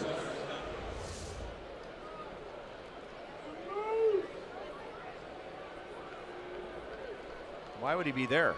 I don't know why he would be there. We've seen him. He moves.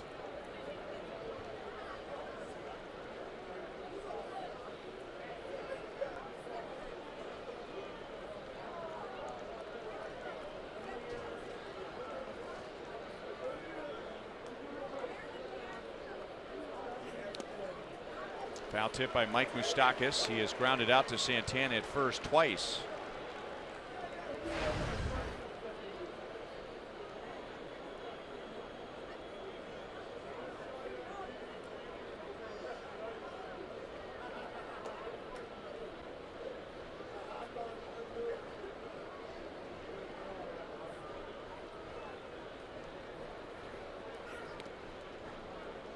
I asked our producer Kevin Cedergren to look at that ground ball from Melky Cabrera. I was thinking, well, maybe if Lindor was over on the right side of second base, he just got caught in that area, but he wasn't. He was where a shortstop should be. But when that play was made, he just ran through second base. A little bit too excited. Otherwise, that could have been an inning-ending double play.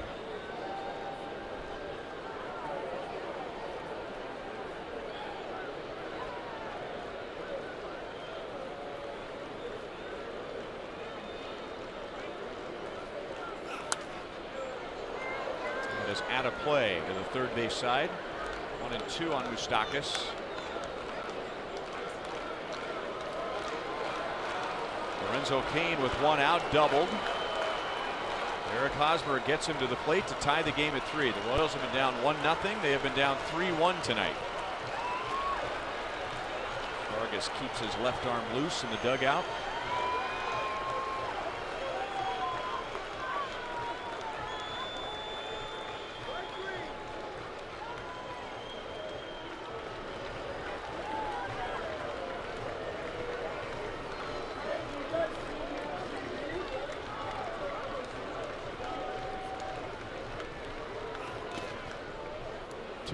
Moustakas read that pitch all the way.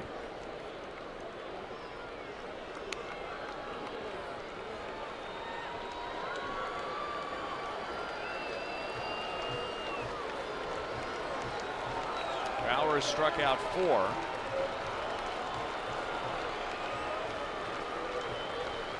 Averaging over 10 strikeouts per 9 innings this year. He has the 6th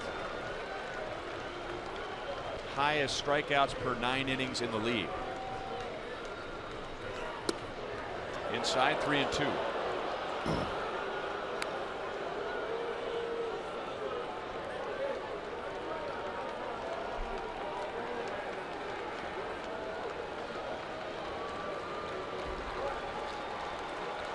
Let's give him that 3-2 heater right here. Let him jump on it. Hit it over that pole right side.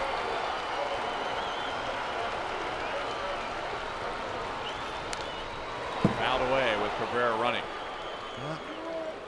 In the curve.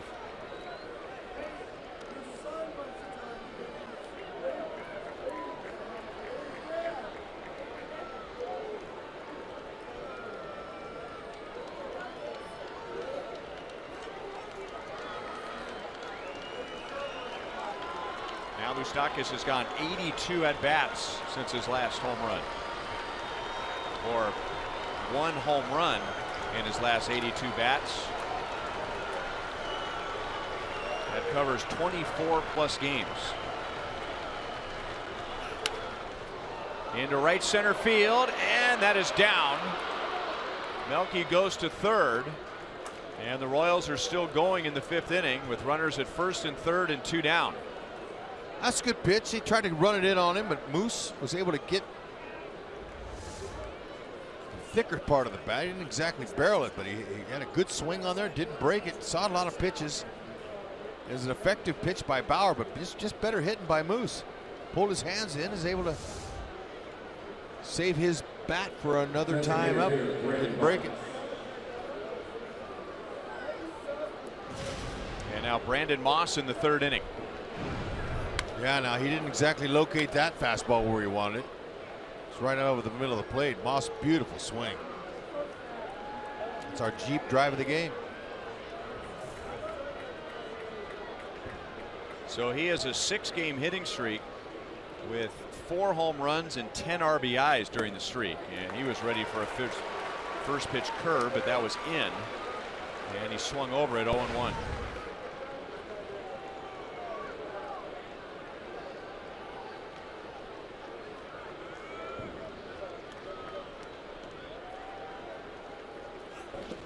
Got him to chase one that was even lower. No balls, 2 strikes. Dan Otero warms up in the Indians bullpen as Bauer is coming up on 90 pitches.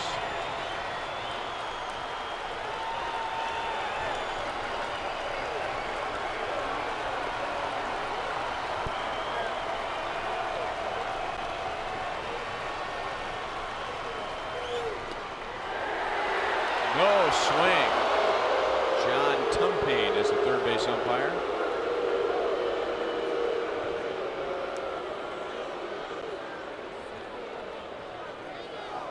Bauer giving him Moss a steady dose of breaking balls, and it was close. Everyone was walking off the field. Got another chance.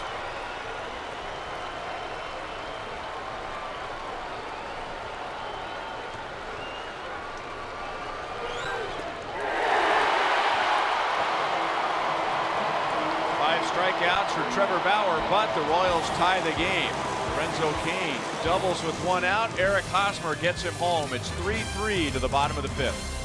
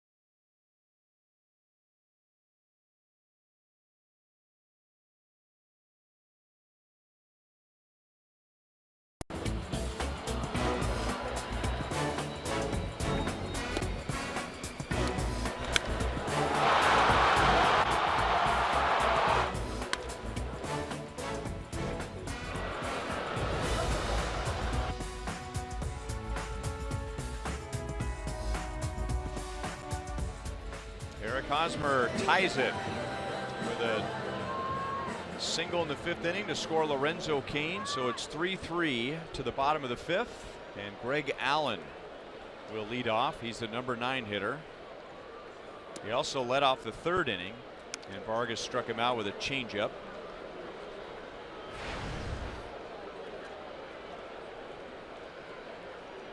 Francisco Lindor is on deck. He'll be followed by Austin Jackson.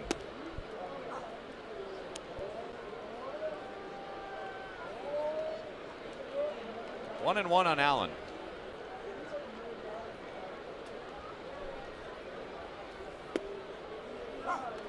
One and two.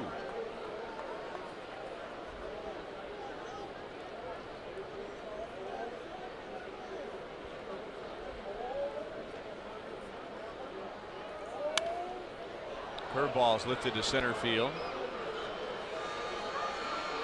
And Allen is 0 for 2 tonight. If you missed out on a theme ticket this season, now you have a second chance. Just purchase a second chance theme ticket to guarantee yourself one of our theme ticket items from this year. You get your pick from the remaining inventory. Items will be available for redemption on a first-come, first-served basis. To see what items are available and to purchase your tickets, go to Royals.com/theme tickets.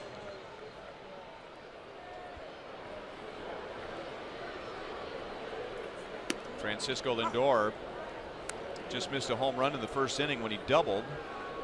He scored on a sac fly from Edwin Encarnacion, and he is flied out to left field.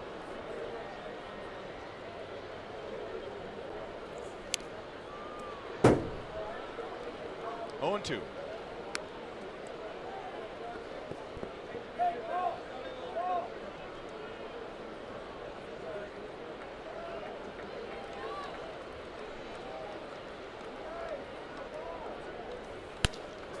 The other way, Lindor on an 0-2 pitch has his second hit. I don't know if that was a strike. The pitch looked like it was outside. Looked like he knew it was coming.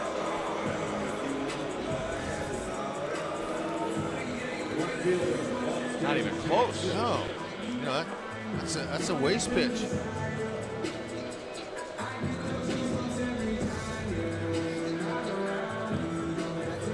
He has fun. Yeah, he's got a huge smile, man. He's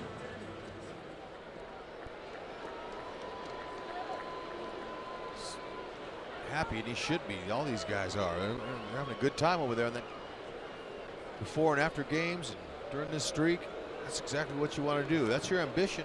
Every day as a big leaguer is to come to the ballpark with win on your mind. For it to happen, as long as it's gone on with these guys, is really something.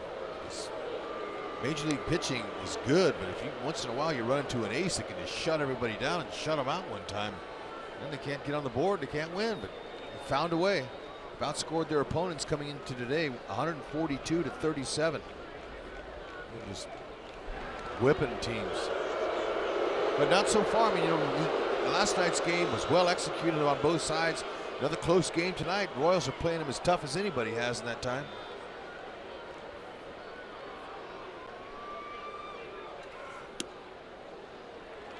Outside to Austin Jackson. He has walked and doubled.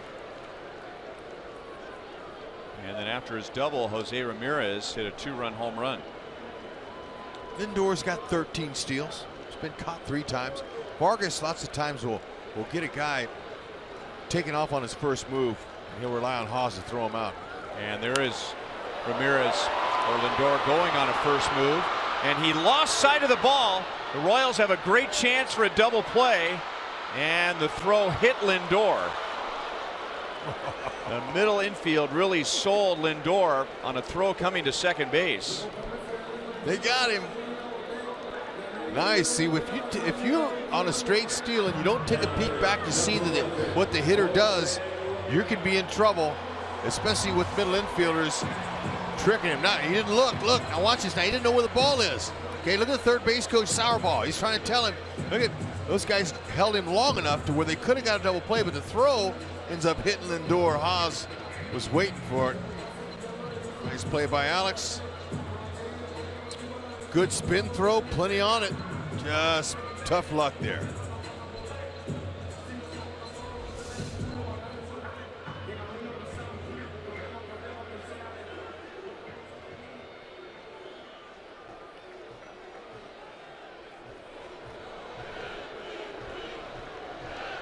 And now the chance of MVP ring out with Jose Ramirez at the plate again. He had a 2-run home run in the 3rd inning. A long 2-run home run.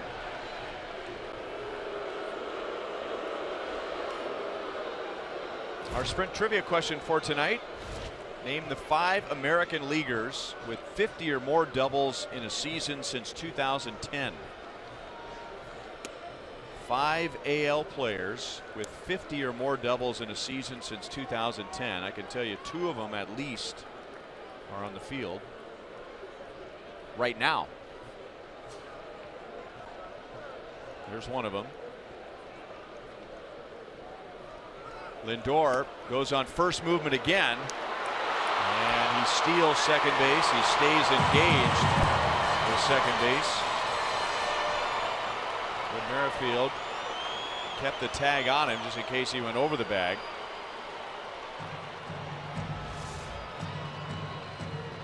Good takeoff. Now that time he peeked. About midway, he took a little peek over his left shoulder there, just to see, so he wouldn't get tricked by Merrifield or Escobar.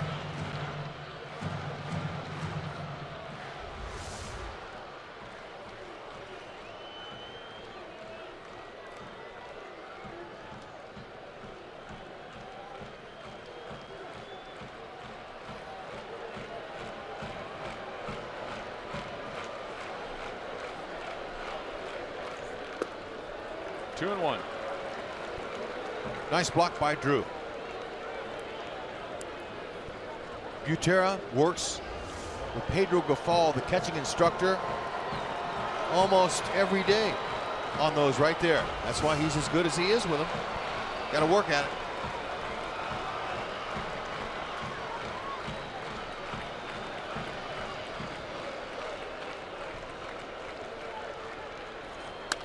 Breaking ball pulled to Moustakas in time. Inning over. So Lindor is stranded at second base, and at the end of 5, it's a 3-3 tie.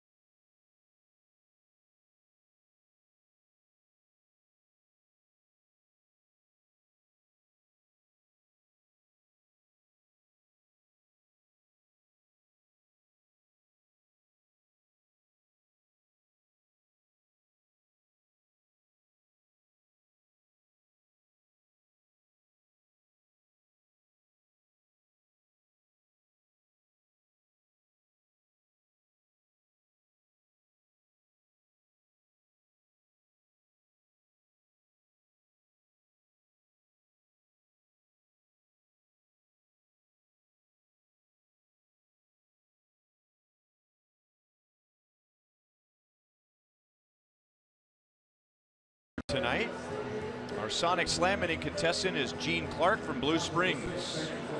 A home run out of the park in this inning, and Gene wins $200. A grand slam out of the park, and Gene wins $25,000 from Sonic and the Royals. Escobar in the second inning hit this ball like a big leaguer, man. I'm telling you, he looked like he's a 30 home run guy. Yeah, he even hopped. He had a little hop. He knew it all the way and just got out of here. Bauer says, you know what? I didn't mean to hang that.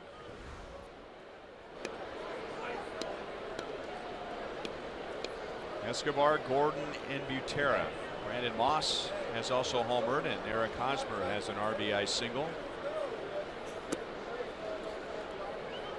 Escobar is also flied out to center. 1 for 2.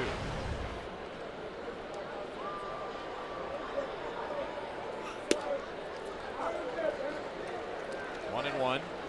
The Indians were working in the bullpen when Bauer was pitching in the 5th. It was Dan Otero, and now it's Joe Smith in the 6th.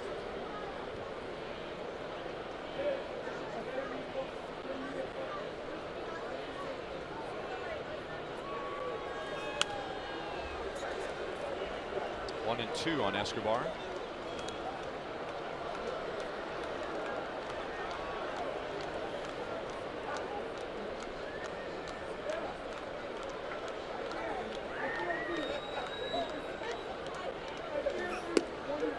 Fastball got him looking.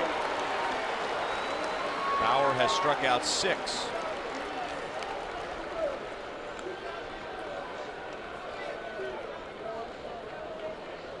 Now at the plate, Alex Gordon.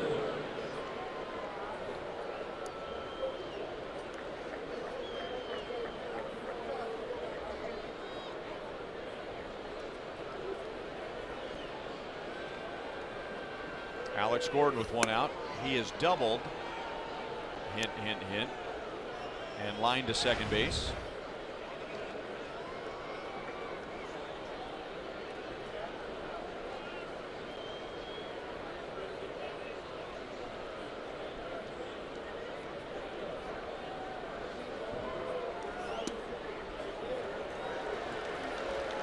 One and one.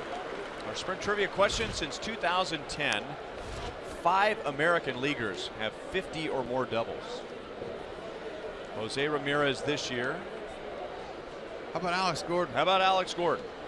Thank you. He's on the field tonight. Okay. How about David Ortiz? No. What about Jason Kipnis? Negative. How about Robinson Cano? Negative. All right, I'm going to go with Kyle Seager. Wide open on the left side, and Alex goes that way. He has a 2-hit game. Runner at first with 1 out. What about Bob Seager? No. And that's going to be it for Bauer. He is at 98 pitches. And showing some respect for Drew Butera. Making a pitching change.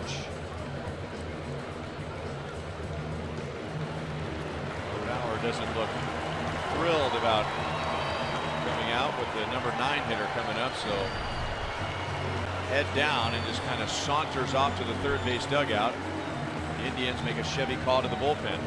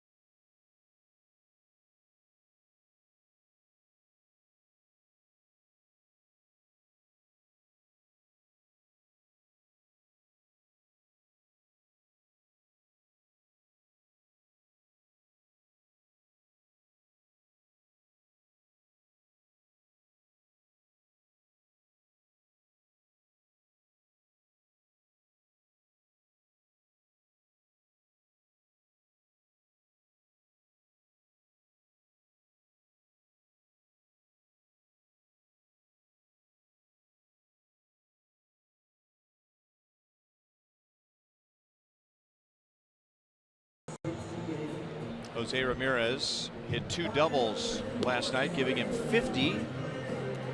5 American leaguers with 50 or more doubles since 2010. Ramirez, Alex Gordon. You got Miguel Cabrera during the break. Who else? Pujols.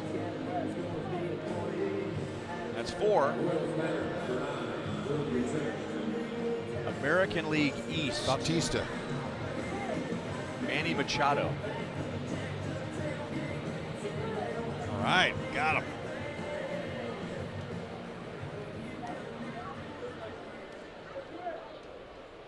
It's a lot of gaps. It's a lot of gappers. Or you don't necessarily have to hit the gap. You saw Ramirez last night on a ball hit to Lorenzo Cain's left, how he advanced on that. He's got wheels, that helps.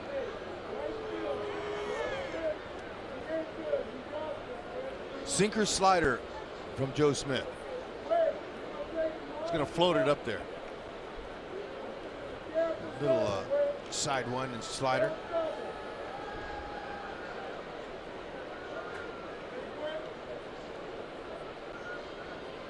A little hit and run right here with Drew. Fastball strike from Smith. In case you're wondering, and I know you are, I have been. the major league record for doubles is 67 by Earl Webb for Boston in 1931.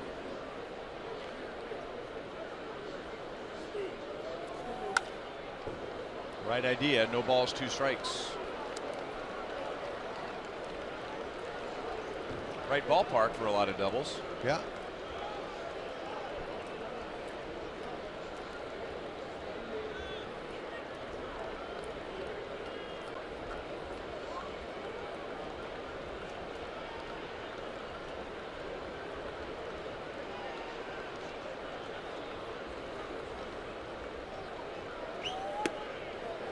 Just outside, 1 and 2. Interesting that Terry Francona took Bauer out with the number 9 hitter coming up. And maybe part of his thinking was Smith gets a lot of ground balls. And maybe he felt like there was a better chance for a ground ball and a double play with Smith than Bauer. But that's a moot point as Smith ends up with a strikeout. And there are 2 down in the 6th inning. Might have been a blessing in disguise here because you try to pull that. That's maybe a lane ball. They've been out of the inning, so we're bringing Whitley up here. 2 outs might work. Smith got 1 out last night, and it was in relief of the starter in the 6th inning. He came on to face Salvador Perez with 2 down in the 6th. There's a base hit into right field for Merrifield. Made that look easy.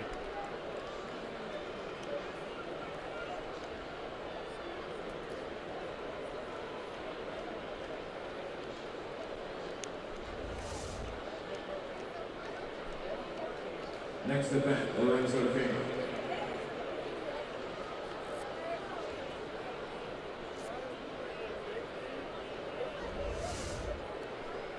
Two on, 2 out.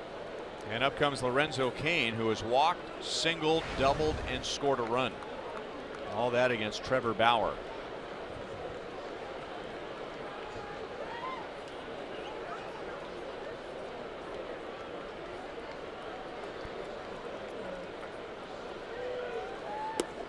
Down and in, ball 1.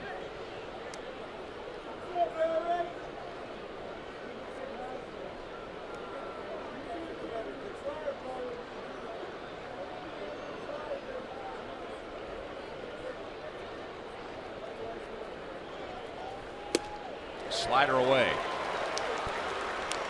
1 ball, 1 strike.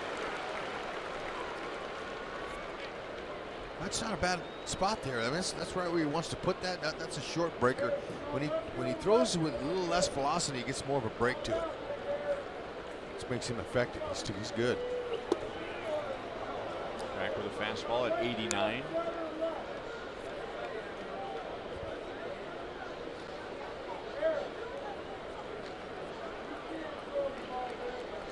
Lorenzo is 1 for 8 against his pitcher with 4 strikeouts.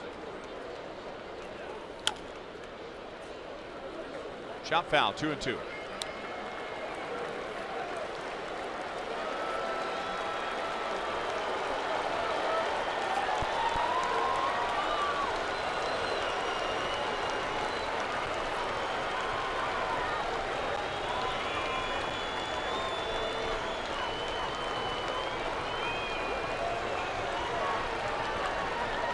Pitchers for both sides have done well with runners in scoring position. A combined 2 for 10 for the offense. Back toward the middle and into center field. Lorenzo Cain drives in Alex Gordon, and the Royals lead 4-3 in the 6th inning.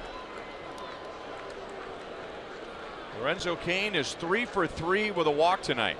Go ahead, Locaine. Drive the bus. That's right.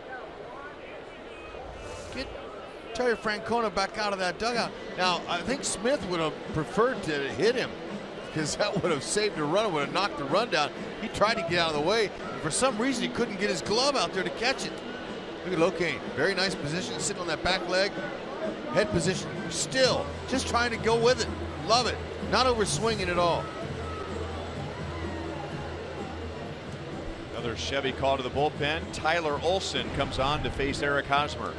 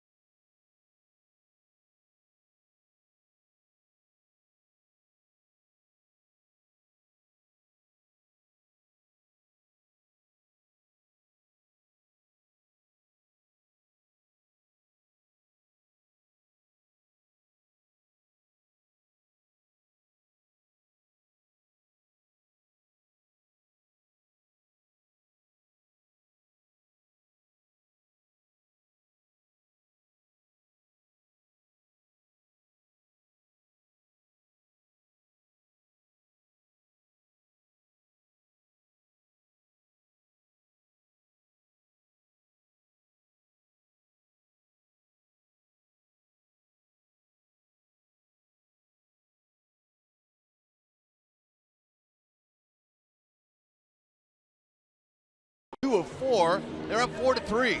Top of the 6th inning because of this. Locaine, watch the pitch sequence. Sinker, slider, sinker,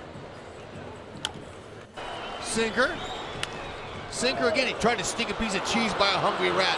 Can't do it, 90 miles an hour. Locaine said, I'm just going to take you right back up the middle. Easy, short swing on a 90-mile-an-hour heater on the outer half. And then he got to go. Tito went and brought him in the lefty.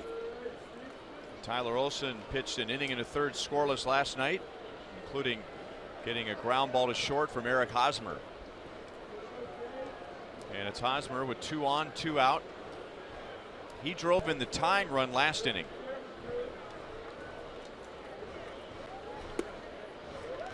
Big curveball. We were talking about that last night. That starts behind the left-hand batter, like he's throwing it into the first base dugout.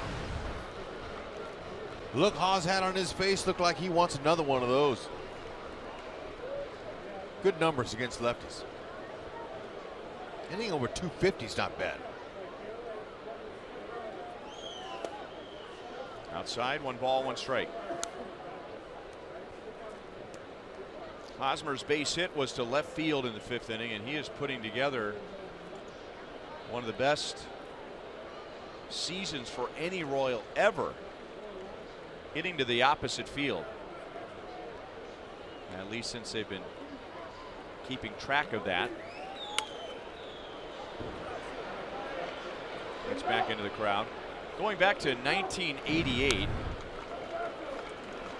Danny Tartabull has the best batting average over a full season. He had 472 and 91 going to the opposite field. Well, Eric Hosmer's hitting 525.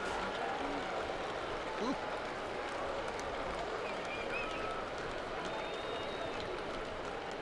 I haven't seen a bull sighting. Have you seen Tartamore lately? I mean, I haven't seen him in a long time.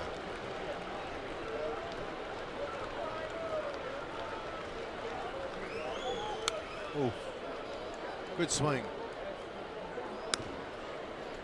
You know, a lot of ex-players, you know, every once in a while, you'll see them, they'll show up here at a ballpark once in a while, there, you see them. And some guys you don't, you never see them.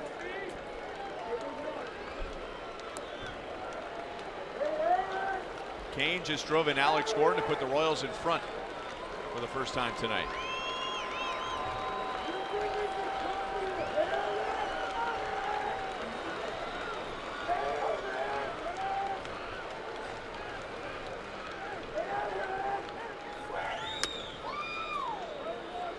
Back to Olsen, and man, he threw it 90 miles an hour over to Santana. That ends the inning. The Royals get 1 run, 3 hits with 2 outs. Lorenzo Cain gets his 3rd hit of the night and puts the Royals in front.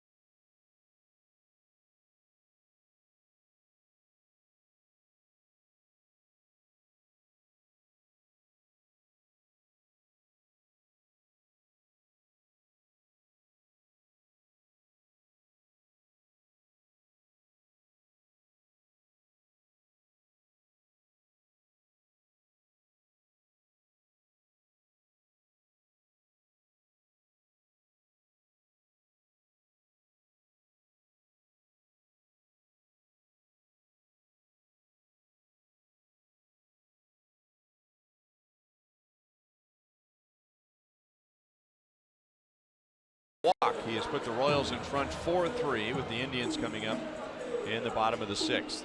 The Red Cross depends on financial donations to be able to provide disaster relief immediately. Help people affected by Hurricanes Harvey and Irma by visiting redcross.org or texting the word Red Cross to 90999 to make a $10 donation. Jason Vargas pitches with the lead for the first time tonight. Edwin Encarnacion, Carlos Santana, and Jay Bruce are coming up. Encarnacion hit a sac fly in the first inning that put Cleveland ahead. And he has walked. He has walked 98 times this year. That's a career high. Ryan Buchter is warmed up and ready to go in the Royals bullpen.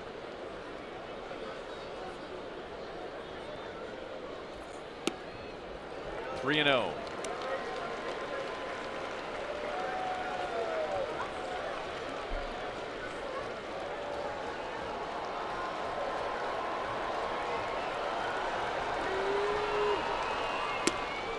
Taking all the way. 3-1 on Encarnacion.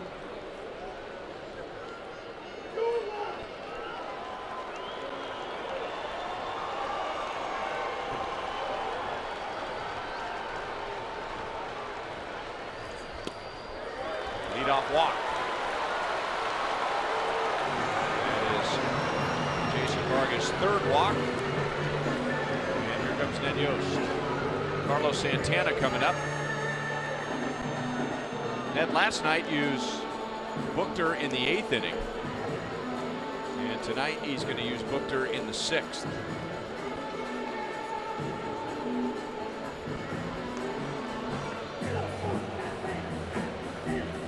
Leadoff man on, 4-3 Royals, bottom of the 6th inning.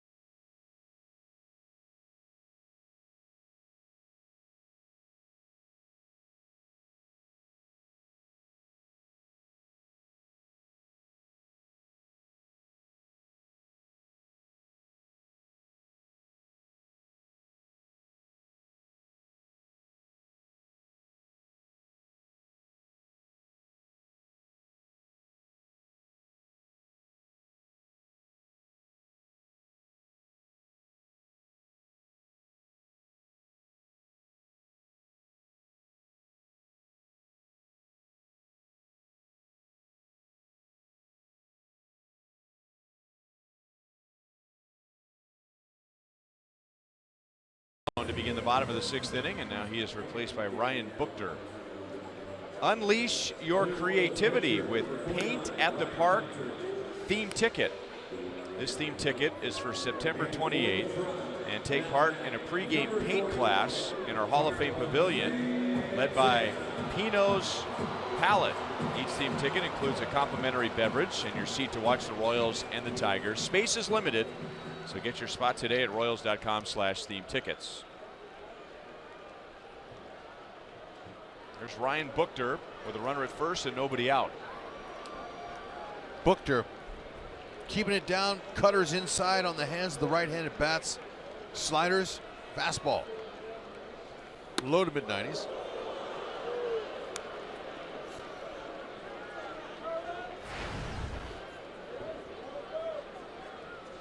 Buchter appeared last night, and with one out, the Indians loaded the bases. They got a walk, a double, and an intentional walk. And then he got foul outs from Bruce and the man he's facing right now, Carlos Santana. And and that was a pressure situation. And I really thought after we got two pop-ups, it just wasn't meant to be for Cleveland last night. I really believe the Royals are going to take that game. And this didn't happen. But Buchter did a nice job. Put him in the lane right here.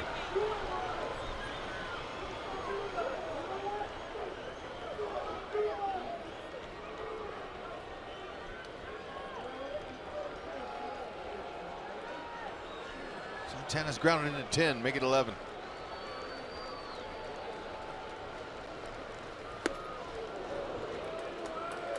Two and one, and we discussed this last night. That was a strength of Ryan Buchter, at least that's what we heard was part of his success pitching with San Diego, as he pitched effectively up in the strike zone, and he did that well last night. Such a fine line, you say keep the ball down, yeah, but there is a small area that's up in the strike zone which is too high to do anything and too low to take. Too tempting for a hitter, and yet he just can't do anything with it. Ian Kennedy, when he's on, he's just above the belt in a good spot there too. That's the same spot you're talking about.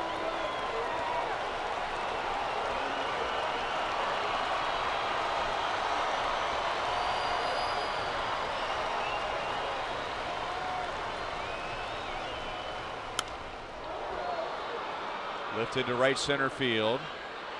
And Kane makes a play. Almost collided with Melky Cabrera. There's one out.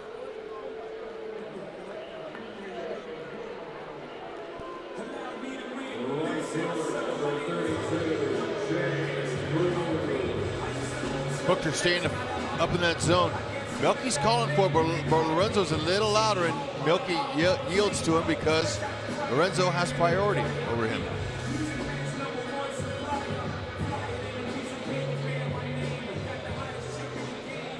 And now Jay Bruce, and Booker got a pop out from him last night.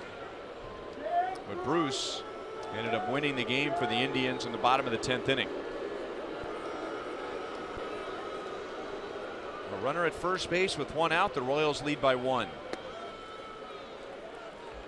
Jay Bruce against Vargas struck out and grounded back to the mound.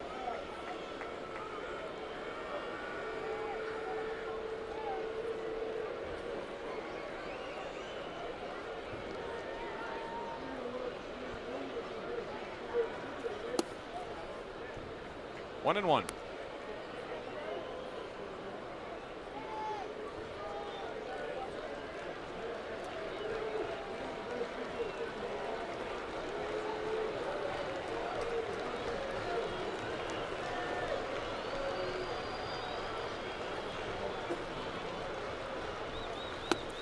Fastball right by him in 93. That's right.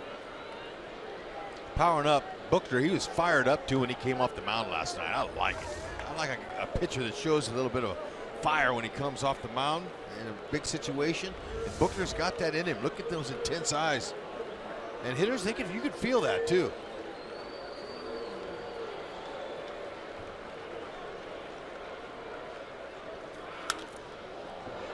That's out of play.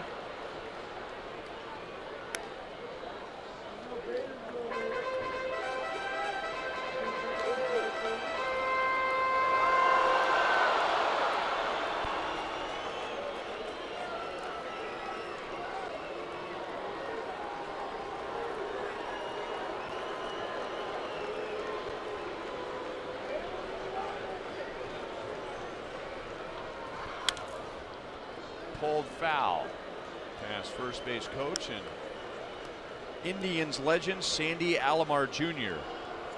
He remembers when this place was rocking like it was last night in the mid to late 90s. All-star catcher on those teams with his younger brother Roberto Alomar. Sure does.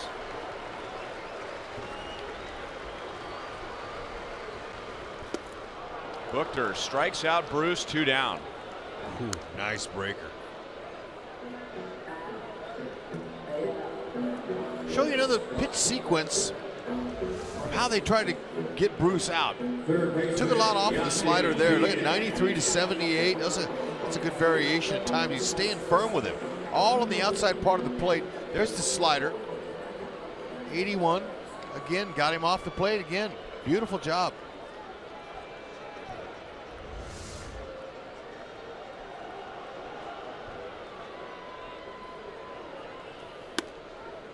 Upstairs to Diaz. He's 1 for 2.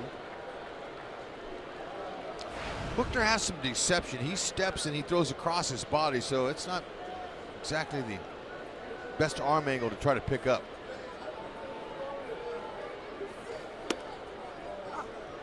One ball, one strike.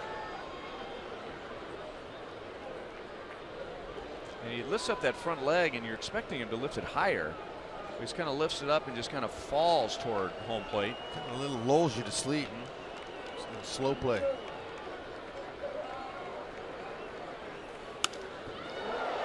Right center field. Slicing over to Melky Cabrera, and Booker gets the job done again. He works around a leadoff walk. He retires the 3 that he faces, and it's 4-3 Royals to the 7th.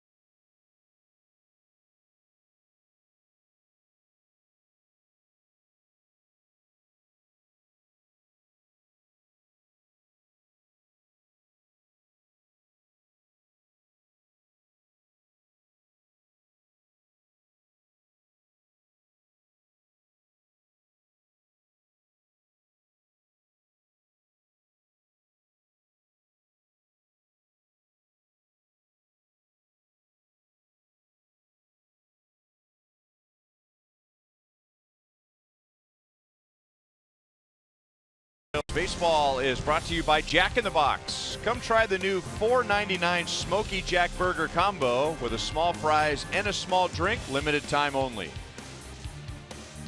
And by Academy Sports and Outdoors, for all for less.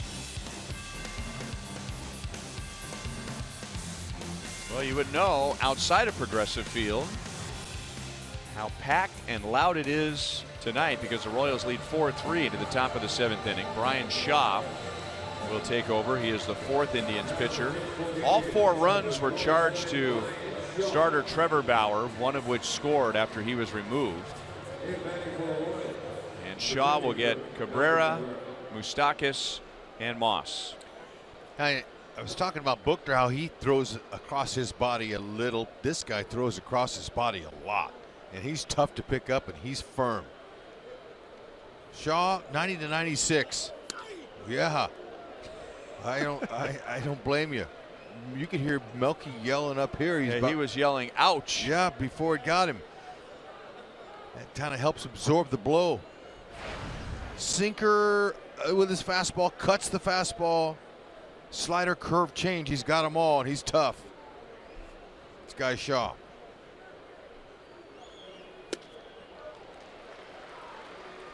.97 and cutting. Yeah. It moves. Everything moves.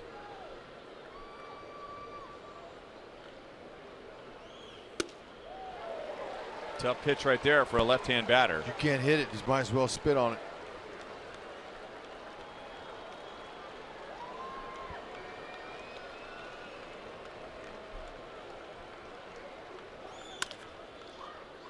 Ramirez to the middle. In the dirt. And Santana can't handle it. An error on Jose Ramirez, and the Royals have their leadoff man on in the 7th. You know, that's where you just want to catch that. You're coming after it with a pretty good head of steam, but you can stop and throw it. Set your feet.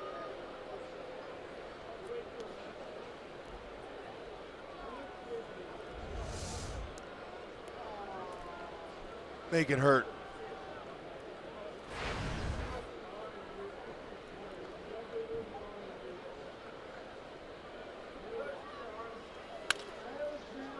Left side, Diaz made an awkward play, and the Indians turn a double play. Merry Christmas. That ball found his glove. That's incredible. What a hop that was. And move it back on the ball? No way. You just got that play. You hope your glove's in the right position. And for Diaz, it was. Oh, look at the short hop, backhand. Oh, man. He's showing some soft hands there. Well, that's the way to pick up Ramirez.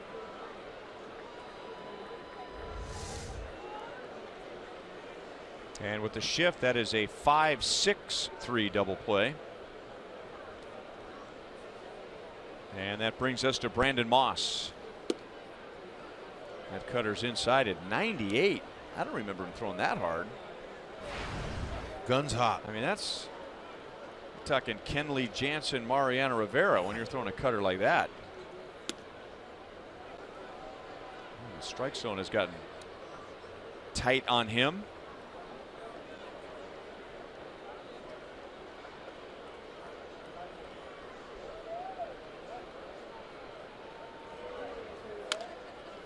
Moss got jammed.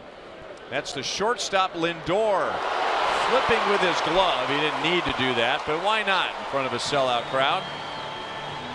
So the inning begins with an error and it ends with 2 good defensive plays.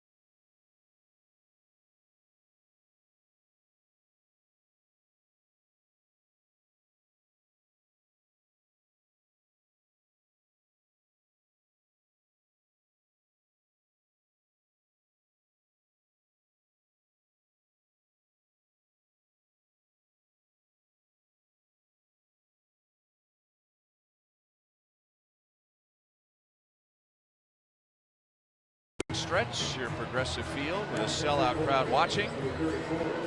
Game 3 is tomorrow and can be seen on FS1. First, it's the Mariners and the Astros at 11:30 on Fox, and then the Royals and the Indians on FS1. Coverage begins at 2:30 back in Kansas City, and then on Sunday we're back here on Fox Sports Kansas City. Jason Hamill and Carlos Carrasco tomorrow. The Royals have not officially announced their starter on Sunday yet, and whoever it is gets Corey Kluber. Trevor Cahill gets the bottom of the 7th inning. Okay, he's got the bottom 2 of this Cleveland Indians lineup. It's a dangerous one. Perez, Allen.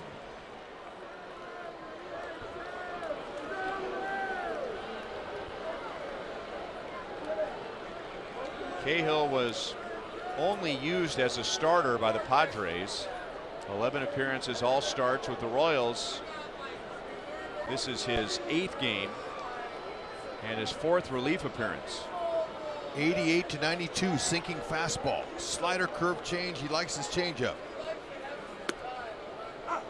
Curveball. Perez thought that was a little high. 0-1.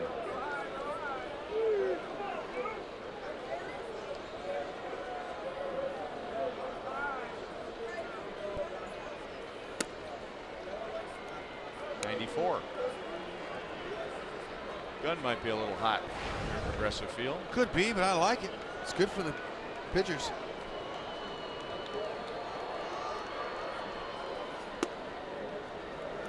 Two and one on Perez. Greg Allen is on deck, and then Francisco Lindor.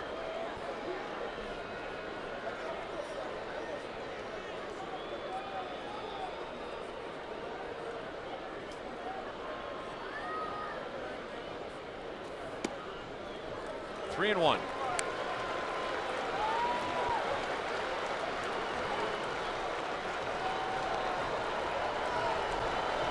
These are the guys you want at the bottom of the order. Go after them. Got a break there. 3-2.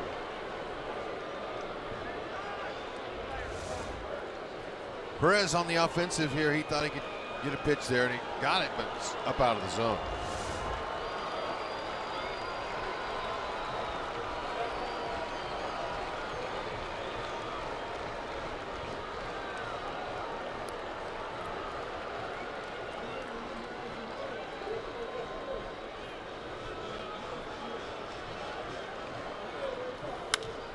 Fouled away. Cahill, this surprised me just looking at his career numbers. He has been known more for a starter than a reliever, but he's made 92 relief appearances in his career. I thought maybe there would just be a handful there, but I wonder how many have been in a situation like this, late innings with his team ahead. Well, maybe it's just an opportunity that Ned's looking for an arm to step up. Perez lays off the changeup, and it's a leadoff walk for a second straight inning.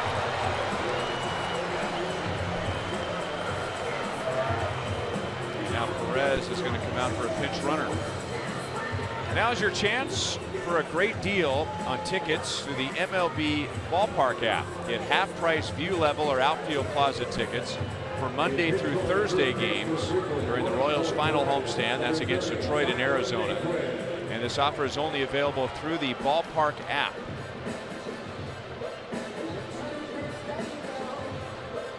Tyler Naquin will run for Roberto Perez. Naquin had a big role for the Indians last night. It was his base hit with one out in the 9th inning that got the Indians going, and they ended up tying the game.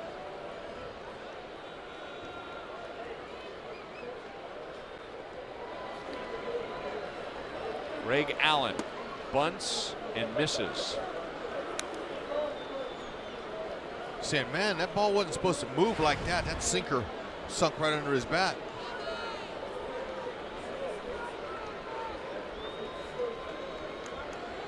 If you're a rookie coming up playing in September, you want to impress the manager, do the little things. So again, he can't get that down. Will he be asked to bunt again?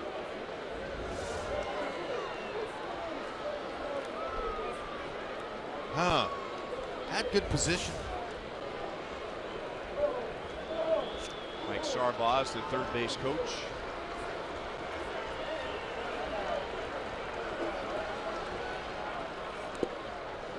Stopped by Butera, keeping Naquin at first base. Change up.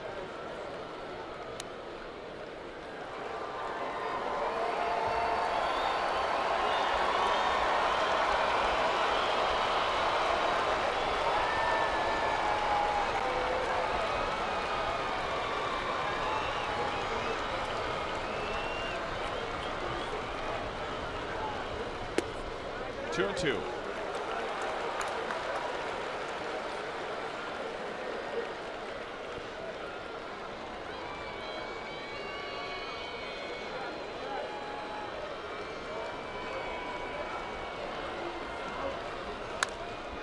Grounded foul.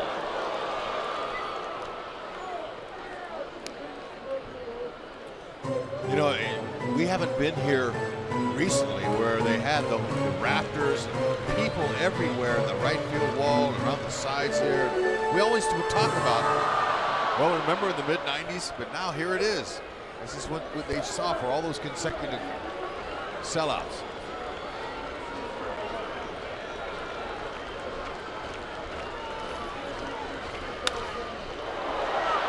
Into left field. Naquin is halfway. One down. Royals worked around a leadoff walk in the 6th inning. Now trying to do the same in the 7th, and Francisco Lindor comes on with one on, one out. It was very early in my broadcasting career and toward the end of your playing career when this place was rocking every night in the mid to late 90s. It was hard to imagine this place being empty, but the Indians did have 4 consecutive losing seasons here, and they were either at the bottom or very near the bottom in attendance for several years. And this place was dead. That, at one point, was a major league record. 455 consecutive sellouts. They would sell out the season before spring training.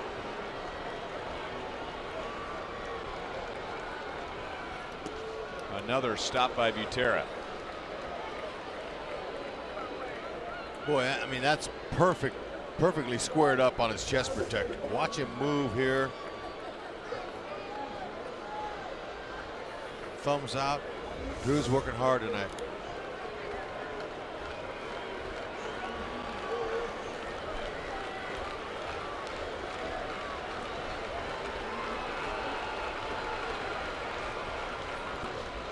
Another block, 2-0.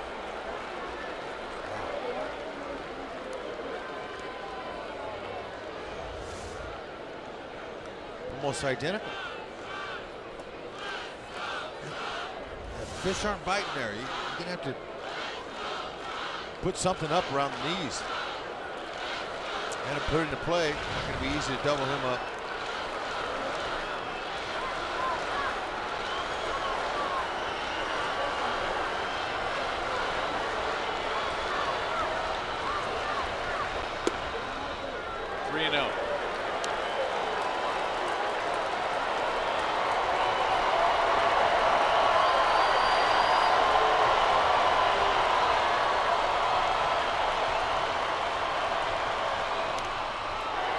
That was a strike, but the ball gets away from Butera. There you go. I mean, he did work his backside off to get those balls, and they were bouncing the dirt there, and there's one right down the middle, and he missed it. That's hard to believe. Sitting on the outer half, it ends up right in the middle of the plate, and Drew missed it. He was expecting a different pitch. Yep.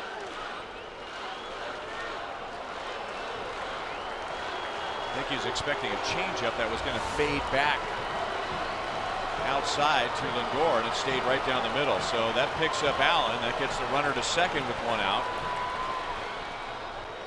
That looked like a swing. No, boy, every Royal on the infield was pointing toward third base umpire John Tumpain. So Lindor takes a walk, and now runners at first and second with one out. But it looked like it was the right call. So Cahill has walked 2. Not good. Meat of their order coming up.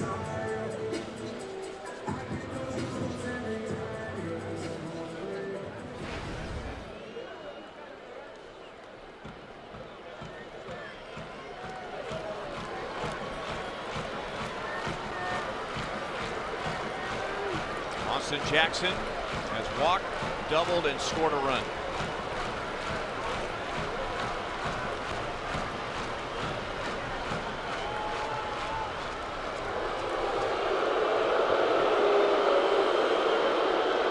Another thing that triggered a memory when we were talking about this place being packed in the 90s. John Allen, the longtime John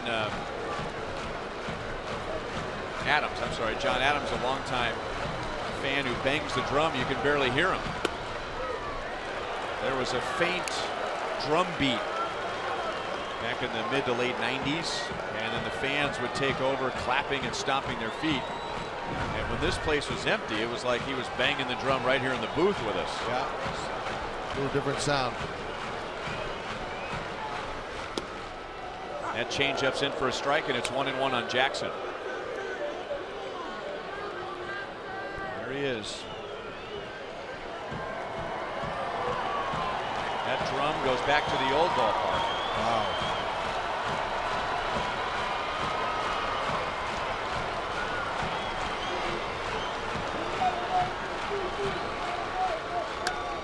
Ground ball to Escobar.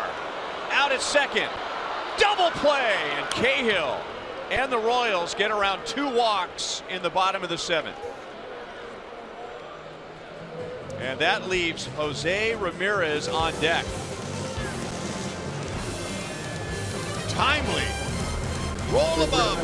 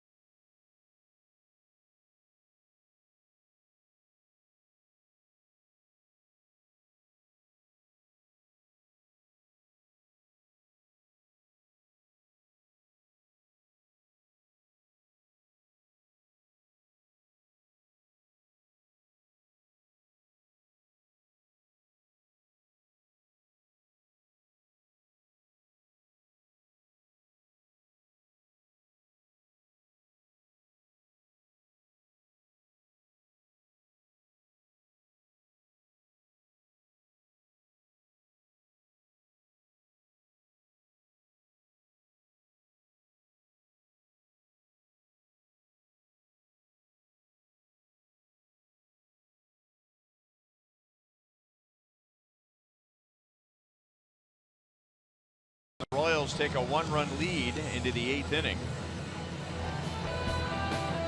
And tonight the Royals have been playing from behind. Royals are down 1-0 when Alcides Escobar tied the game with a home run in the 2nd.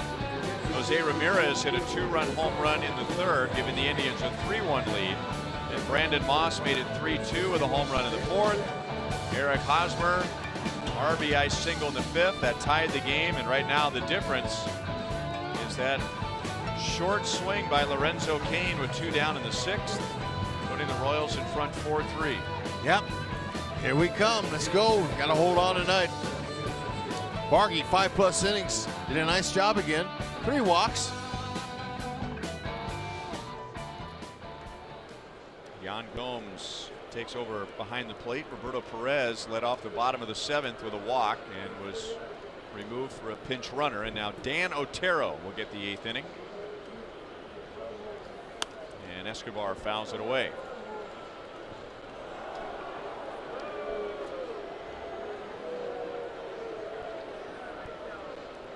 Otero, he's a veteran pitcher, likes to sink his fastball, 88 to 92. It's not overpowering, but he knows how to hit his spots. Slider, changeup. Foul by inches. Emphatically called by John Tumpane. Come on, John, you didn't have to rub it in.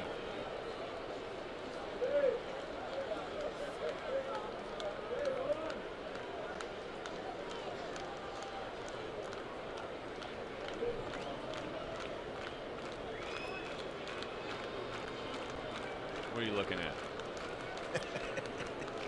Nah, this guy's. I like umpires that have emotion, that have a little bit of passion to their calls. Almost threw his right arm out.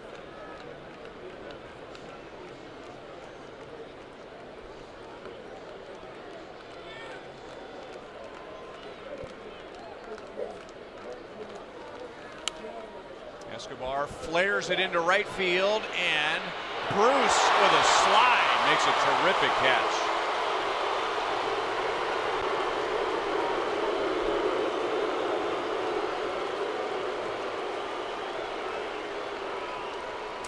He had to get on his horse. Escobar tried to doink one out there, and Bruce says, nah, I can do that without diving on my chest. I'll do it on my seat. Otero says, thank you.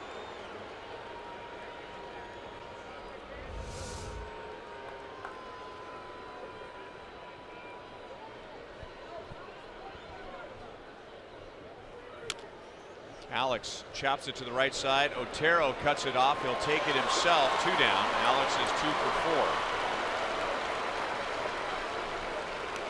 4. Time for the unlimited baseball break, brought to you by T-Mobile. Corey Seager is one of 3 shortstops all time with a 20 home run season before the age of 22.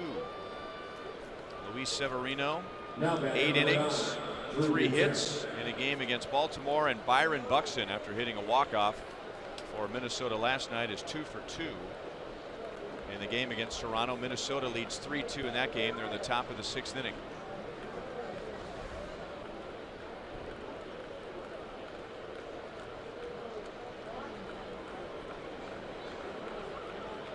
Drew Butera with 2 down.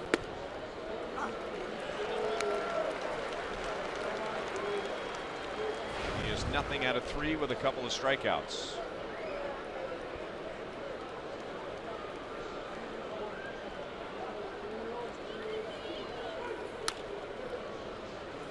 Oh, and 2.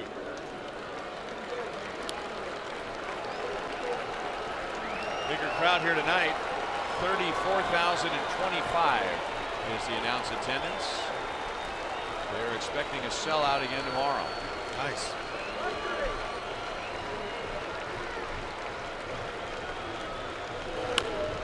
Jam. Diaz charges. And he got it. Dan Otero has a 1-2-3, top of the 8th inning. The Indians have the middle of the order coming up. The Royals lead by 1.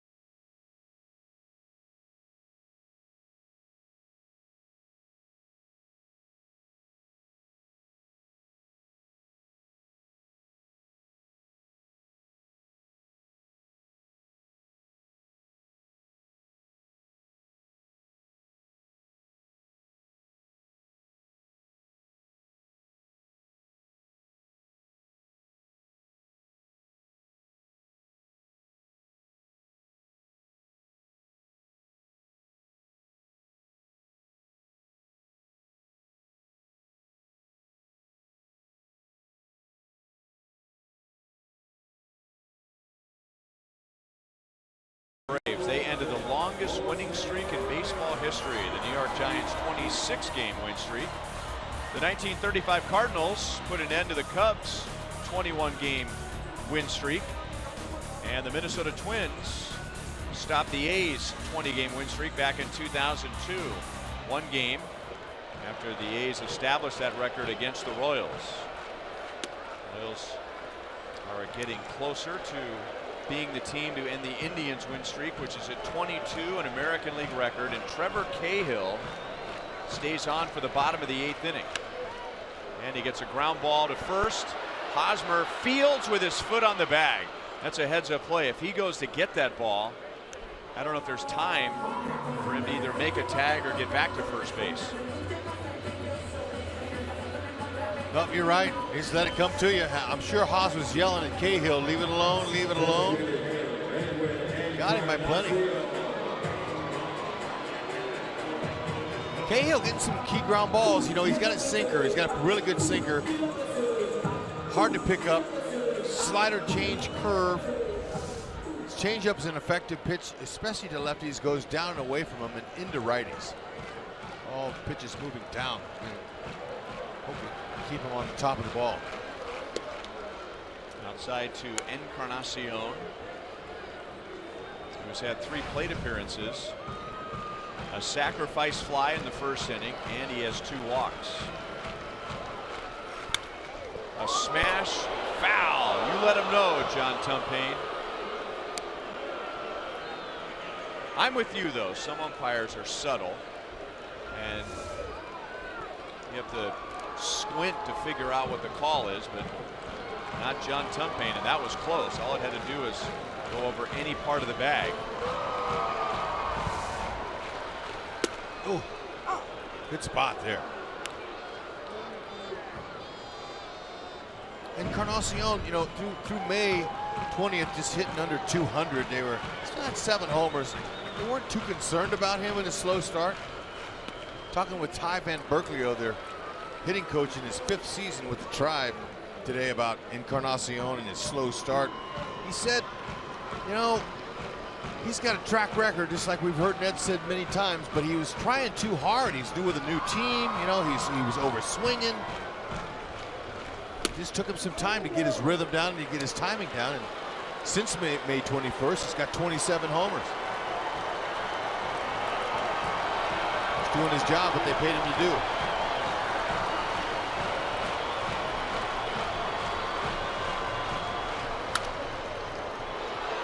Merrifield goes from the left side back to the right side, and Cahill gets another ground ball. There are 2 down in the 8th inning. First baseman, number 41, Danny Salazar, who's been a starter for the Indians, loosening up. If the score doesn't change, Cody Allen, if it does.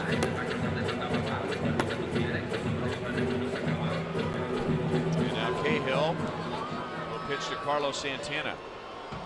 Cahill walked 2 in the 7th inning. He got out of that when Jackson grounded into a double play, and now he has ground ball outs from Ramirez and Encarnacion in the 8th. Breaking ball got away from him, ball 1.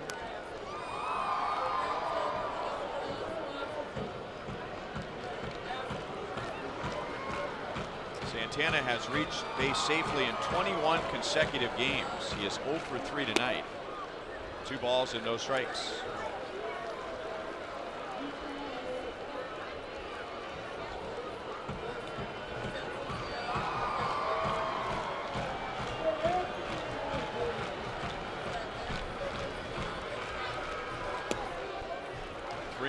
Jay Bruce is on deck.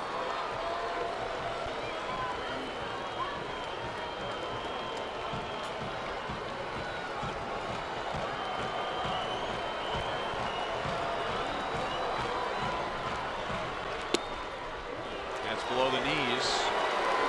Santana walks for the 85th time this year. And now it's Cahill and Jay Bruce, who won the game last night in the bottom of the 10th inning.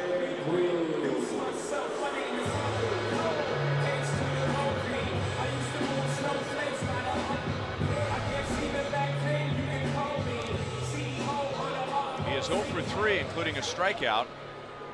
2 strikeouts, but he struck out against Ryan Buchter in the 6th inning, and now Mike Morin warms up with 2 down in the 8th inning.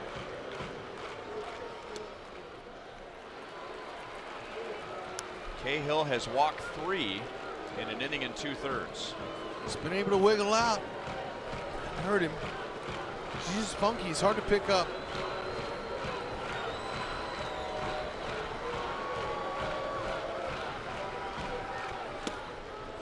Got the call, 1-1. Uh-oh. Whoops. Escobar was playing straight up the middle, so there's no advance by Santana. You don't see that very often.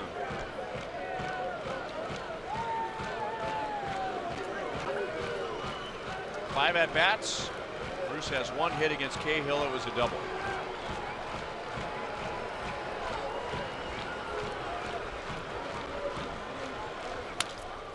Ground ball. Escobar, right side, turns around. Hosmer pulls it out of the dirt, and Trevor Cahill comes out of the Royals bullpen late with a 1-run lead and pitches 2 scoreless innings. Love how he's rolling those ground balls. Esky, show those sweet hands and feet off.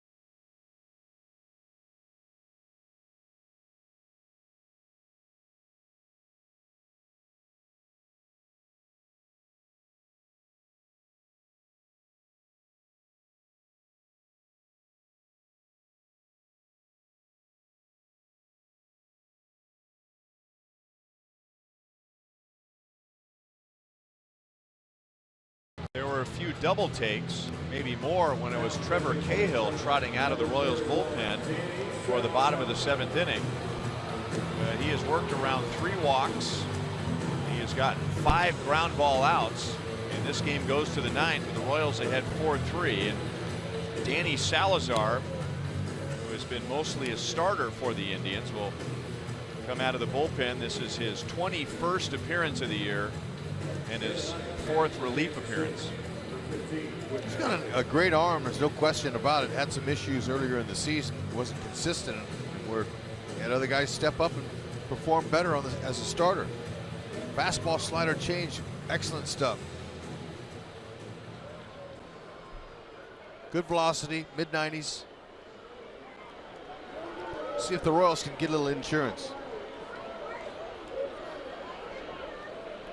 Top of the order, ball 1 to Whit Merrifield. He is 1 for 4.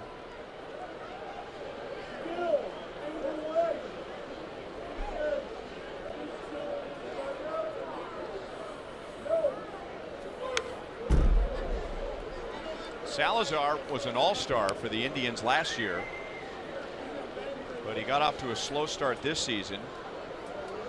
And after a start against the Royals in late May, he was sent to the bullpen.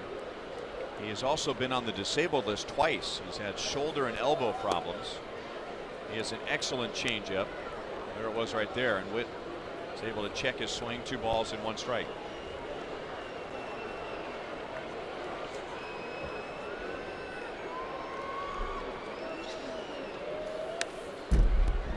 Fastball at 98. think the gun's hot. Yep.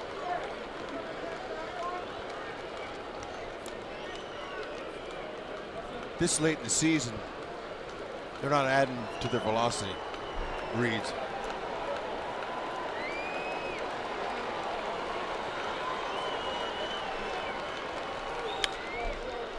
Slash foul. 2-2.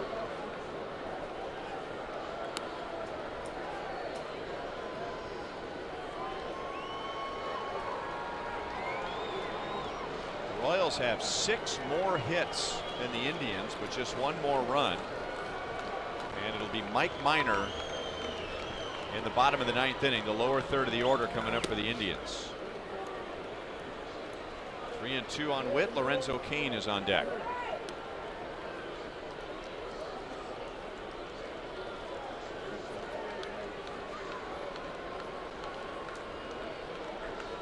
Lorenzo Cain has a perfect night.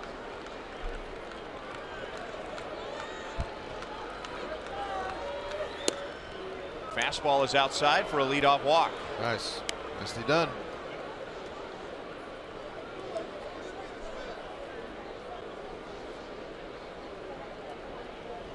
Well, the Indians in the 6th inning and the 7th inning weren't able to make much of a leadoff walk, keeping the Royals in front 4-3. Now let's see what the Royals do. Lorenzo Cain walked in his first plate appearance. Since then he has singled, doubled and scored, and he has singled in the go-ahead run. That was with 2 outs in the 6th inning against Joe Smith.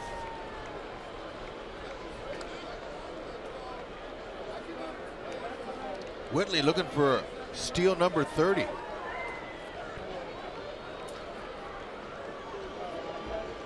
Nobody out.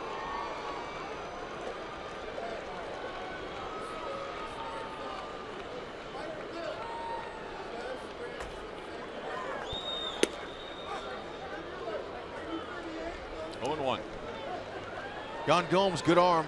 Salazar looks like he's pretty quick home. Whitley didn't want to go out there and just run for the sake of running. Wanted to try to go and see if he can get an off-speed pitch. Something that's going to help you with your time down there for the second. It is 0-2. There are no secrets here.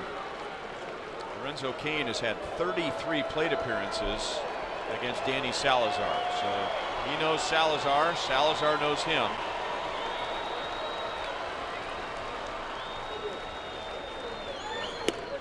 And that's a 3-pitch strikeout. A walk and a strikeout to begin the 9th inning.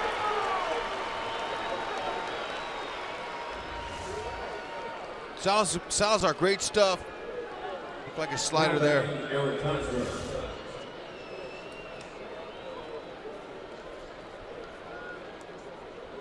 Eric Hosmer drove in the tying run in the 5th inning.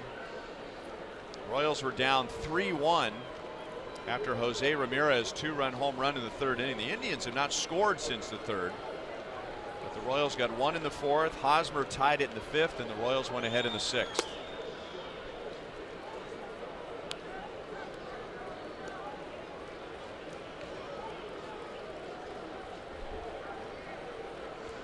Salazar might be a little more careful with Hosmer than he was with Cain. Showed you Lorenzo had good numbers against Salazar. Hosmer has really good numbers against Salazar. There's a knee-high strike, and the count is 1-1. He is hitting .429 in 35 at-bats, and that includes 5 doubles and 3 home runs. Nice. Maybe he can connect here now. Doesn't mean necessarily because you got those great numbers you're going to succeed here, but Whitley's not going anywhere, and I don't blame him. Salazar's quick home, and Yan Gomes throwing out over 30% of runners. It's good. 1-2. Could score on a gap, most likely.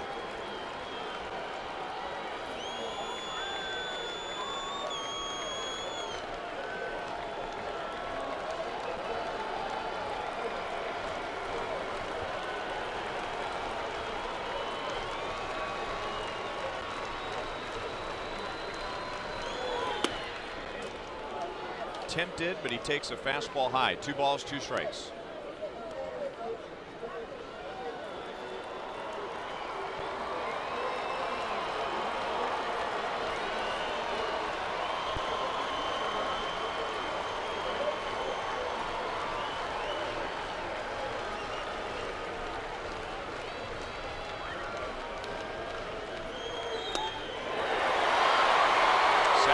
Strikes out his second after the leadoff walk.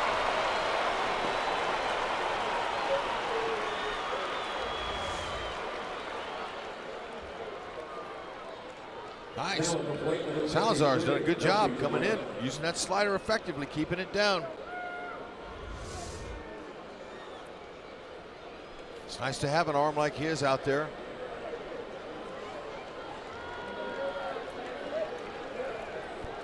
He's a guy I wonder if he doesn't eventually end up in the bullpen. He throws hard. He has great stuff, velocity, movement. But he just hasn't been able to stick as a consistent big league starter. Ball 1 to Melky Cabrera. He's one of those guys that really has a drop off once he gets deeper into the game.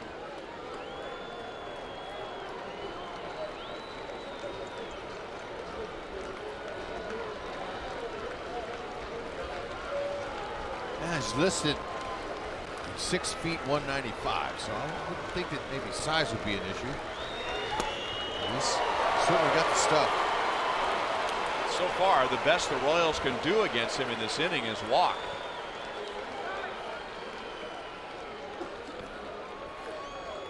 Now Kane and Hosmer, they can look back and they can say, well, I've had success against Salazar. Melky Cabrera, not so much. He is 3 out of 23. Diaz gets a big hop. He thought about second base, but Ramirez wasn't near the bag, so he throws over to first. And the Royals do not turn the Merrifield walk into a run. It'll be Mike Minor with the lower third of the order coming up.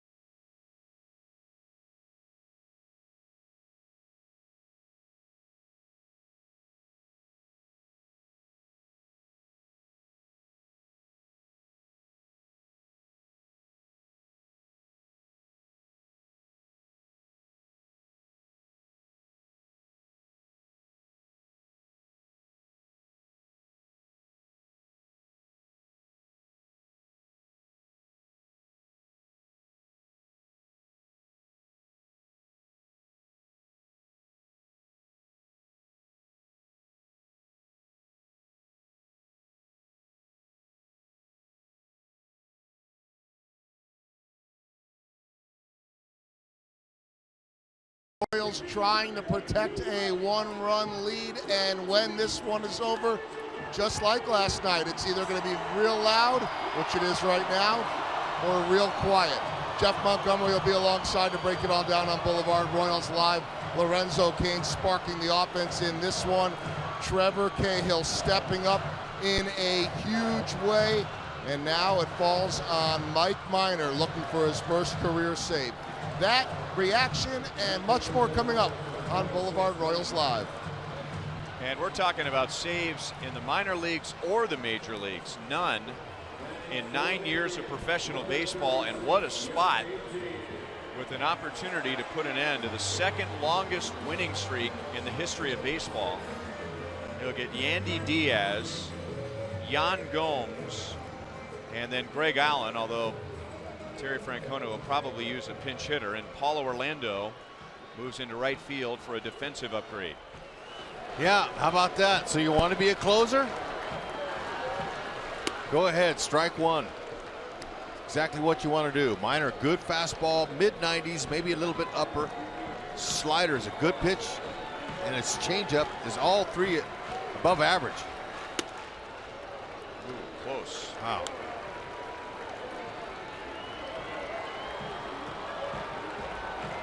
Mike Minor pitched an inning and a third last night.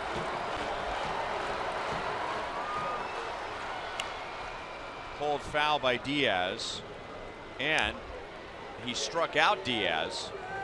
He had fallen behind Diaz 3-0 and ended up coming back and striking him out. Tonight, he jumps ahead, 1 ball and 2 strikes.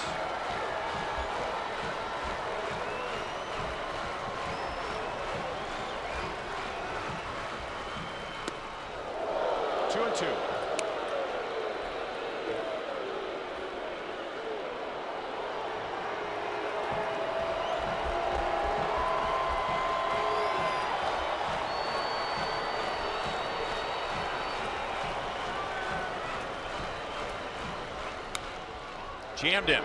Shallow right field and down for a base hit.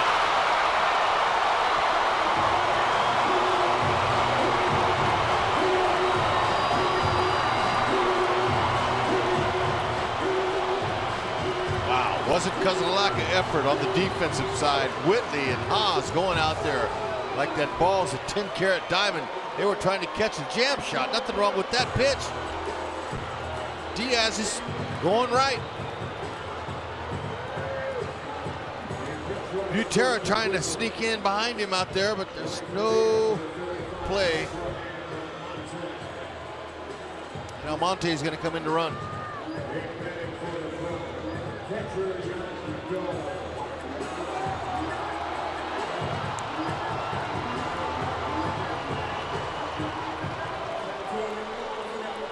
So the tying runs at first.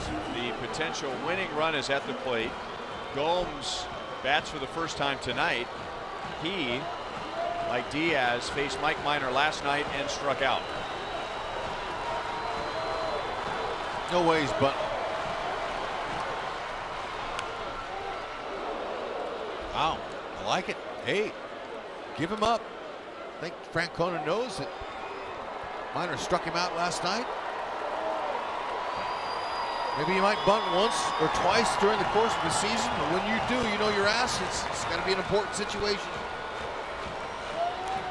And as the old saying goes, you play for the tie at home and you go for the win on the road. So this is going for the tie.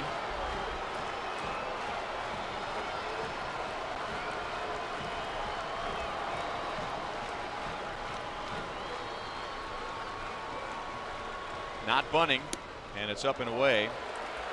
1 ball, 1 strike.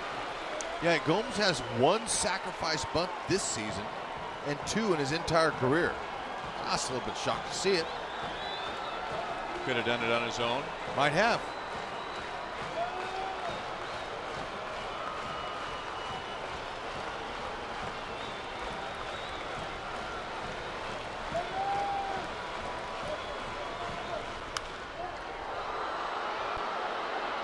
Orlando will run out of room.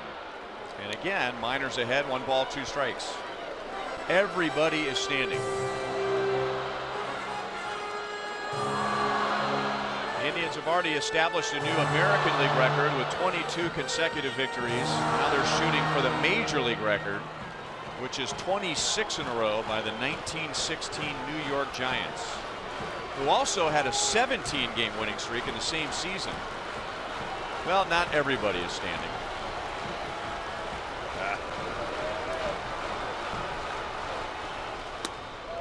2-2.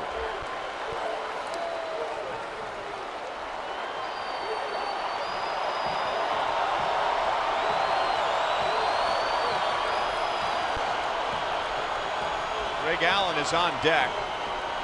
But Terry Francona has Brandon Guyer on the bench.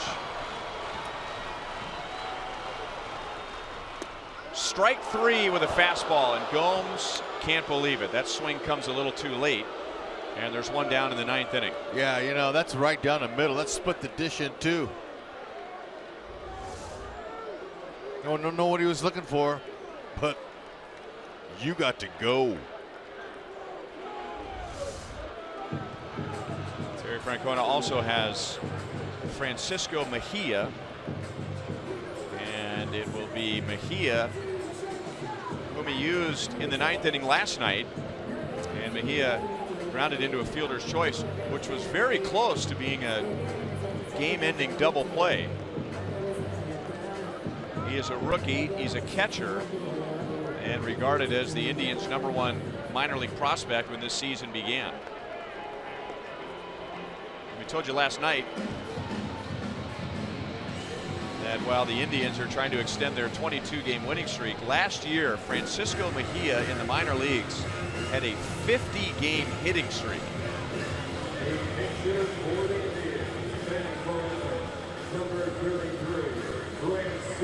Wow.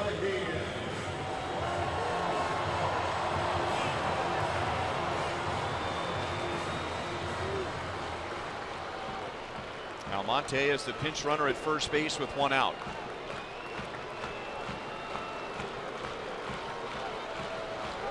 Terry Francona pinch hits one rookie for another. And Mejia with a wild swing. No balls and one strike. And with that swing, I don't know if you throw him a strike. Right. He's up there hacking. He did last night too. Put him in the lane in this game. In the streak. And it also keeps Francisco Lindor from coming to the plate. Yeah, you don't want to see him up there.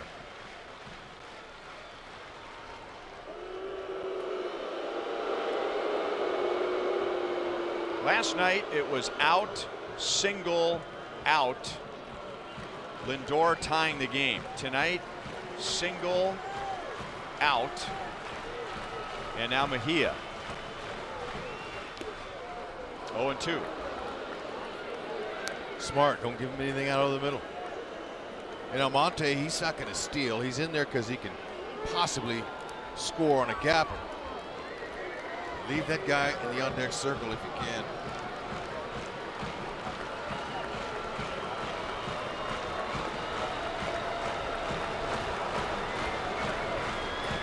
Struck him out. And I don't know if he swung at a strike. Swings are way too long. He's going to have to make some adjustments if he's going to perform up here.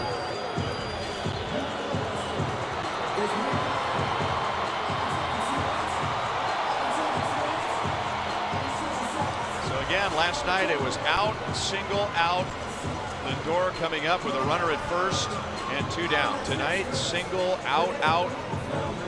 And Lindor with the tying run at first base and two down. Here's what happened last night against Kelvin Herrera. Herrera didn't let him beat him inside. Alex scored one heck of an effort, just tipped off the end of his glove. And this place went berserk.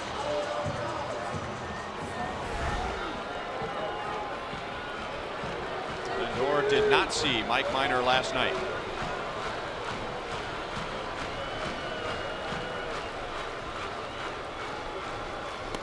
Oh, 0-1.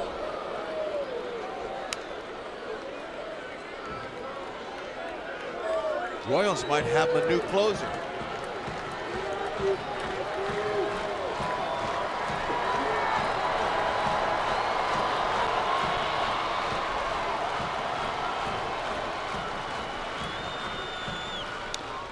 Oh, 2. Nicely done. Those are heaters in off the plate, and this is a slider off the plate. They're actually two in a row, but they're off and in.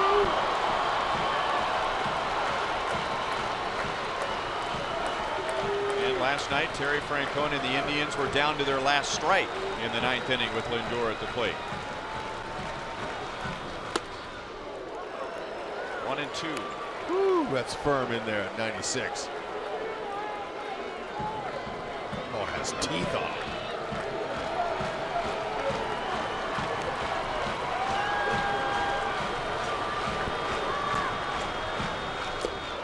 it. He struck him out. And the Royals win tonight 4-3. And the second longest winning streak in baseball history is history.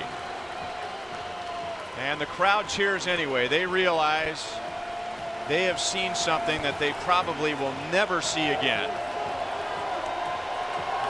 And the crowd wants a curtain call for the losing team. How often does that happen? And the players are going to come out and they will applaud the crowd as the crowd applauds them. The longest winning streak in the history of the American League belongs to the Cleveland Indians, 22 in a row, and the Royals put an end to it on September the 15th, 2017. Well, all good things have to come to an end. I knew the Royals, I liked their chances coming in here. Now, tip your hat to the Indians for last night's victory late on them. But the Royals bounced back with some unusual characters coming out late. Trevor Cahill, how about that? 2 solid innings. Mike Minor was major once again. Cahill, look at him. Check him out. You know, as our Honda plays of the game are definitely that roll him up double play that Cahill induced. That was tremendous. And now he continues to go ahead and killing the worms here at Progressive Field with all these ground balls. When you do that, you got an infield as good as the Royals, you're going to win. You're gonna keep off the base. Nice play there by Eske and Haas. Man, nice job by Cahill and Minor. All right, guys, thank you very much. Really a surreal feel down here with a standing ovation for the. You just got a standing ovation, Mike Minor, from a sold-out crowd after delivering a loss to the home team. But tell me about the 9th inning. It's exciting, I can tell you that. I don't know, I just wanted to stay concentrated on getting guys out and do whatever I can. Make good pitches. The crowd was definitely into it and kind of deafening out there, but I don't know. I don't even know what really happened right there. Well, I mean, you obviously know the crowd. You know what's going on, but you've had a long big league career. This is your 171st career game and your first ever save. Never did it in the minor leagues. Anybody give you any advice? Did you just treat it like maybe the 7th or 8th inning? Yeah, I pitched this year in close games before, so it's kind of I want to say it's the same thing, but it's not. But at the same time, you don't want to give up any runs anyway, so I just treat it that way. And then the mindset as Francisco Lindor comes up, because you've seen him all year long, how good he is, and you saw what he did last night. Yeah, he's a good player. I faced him earlier in the year, so I kind of had an idea what to throw him and stuck with the plan, and luckily I made some good pitches there. Well, one day you're going to be able to tell the grandkids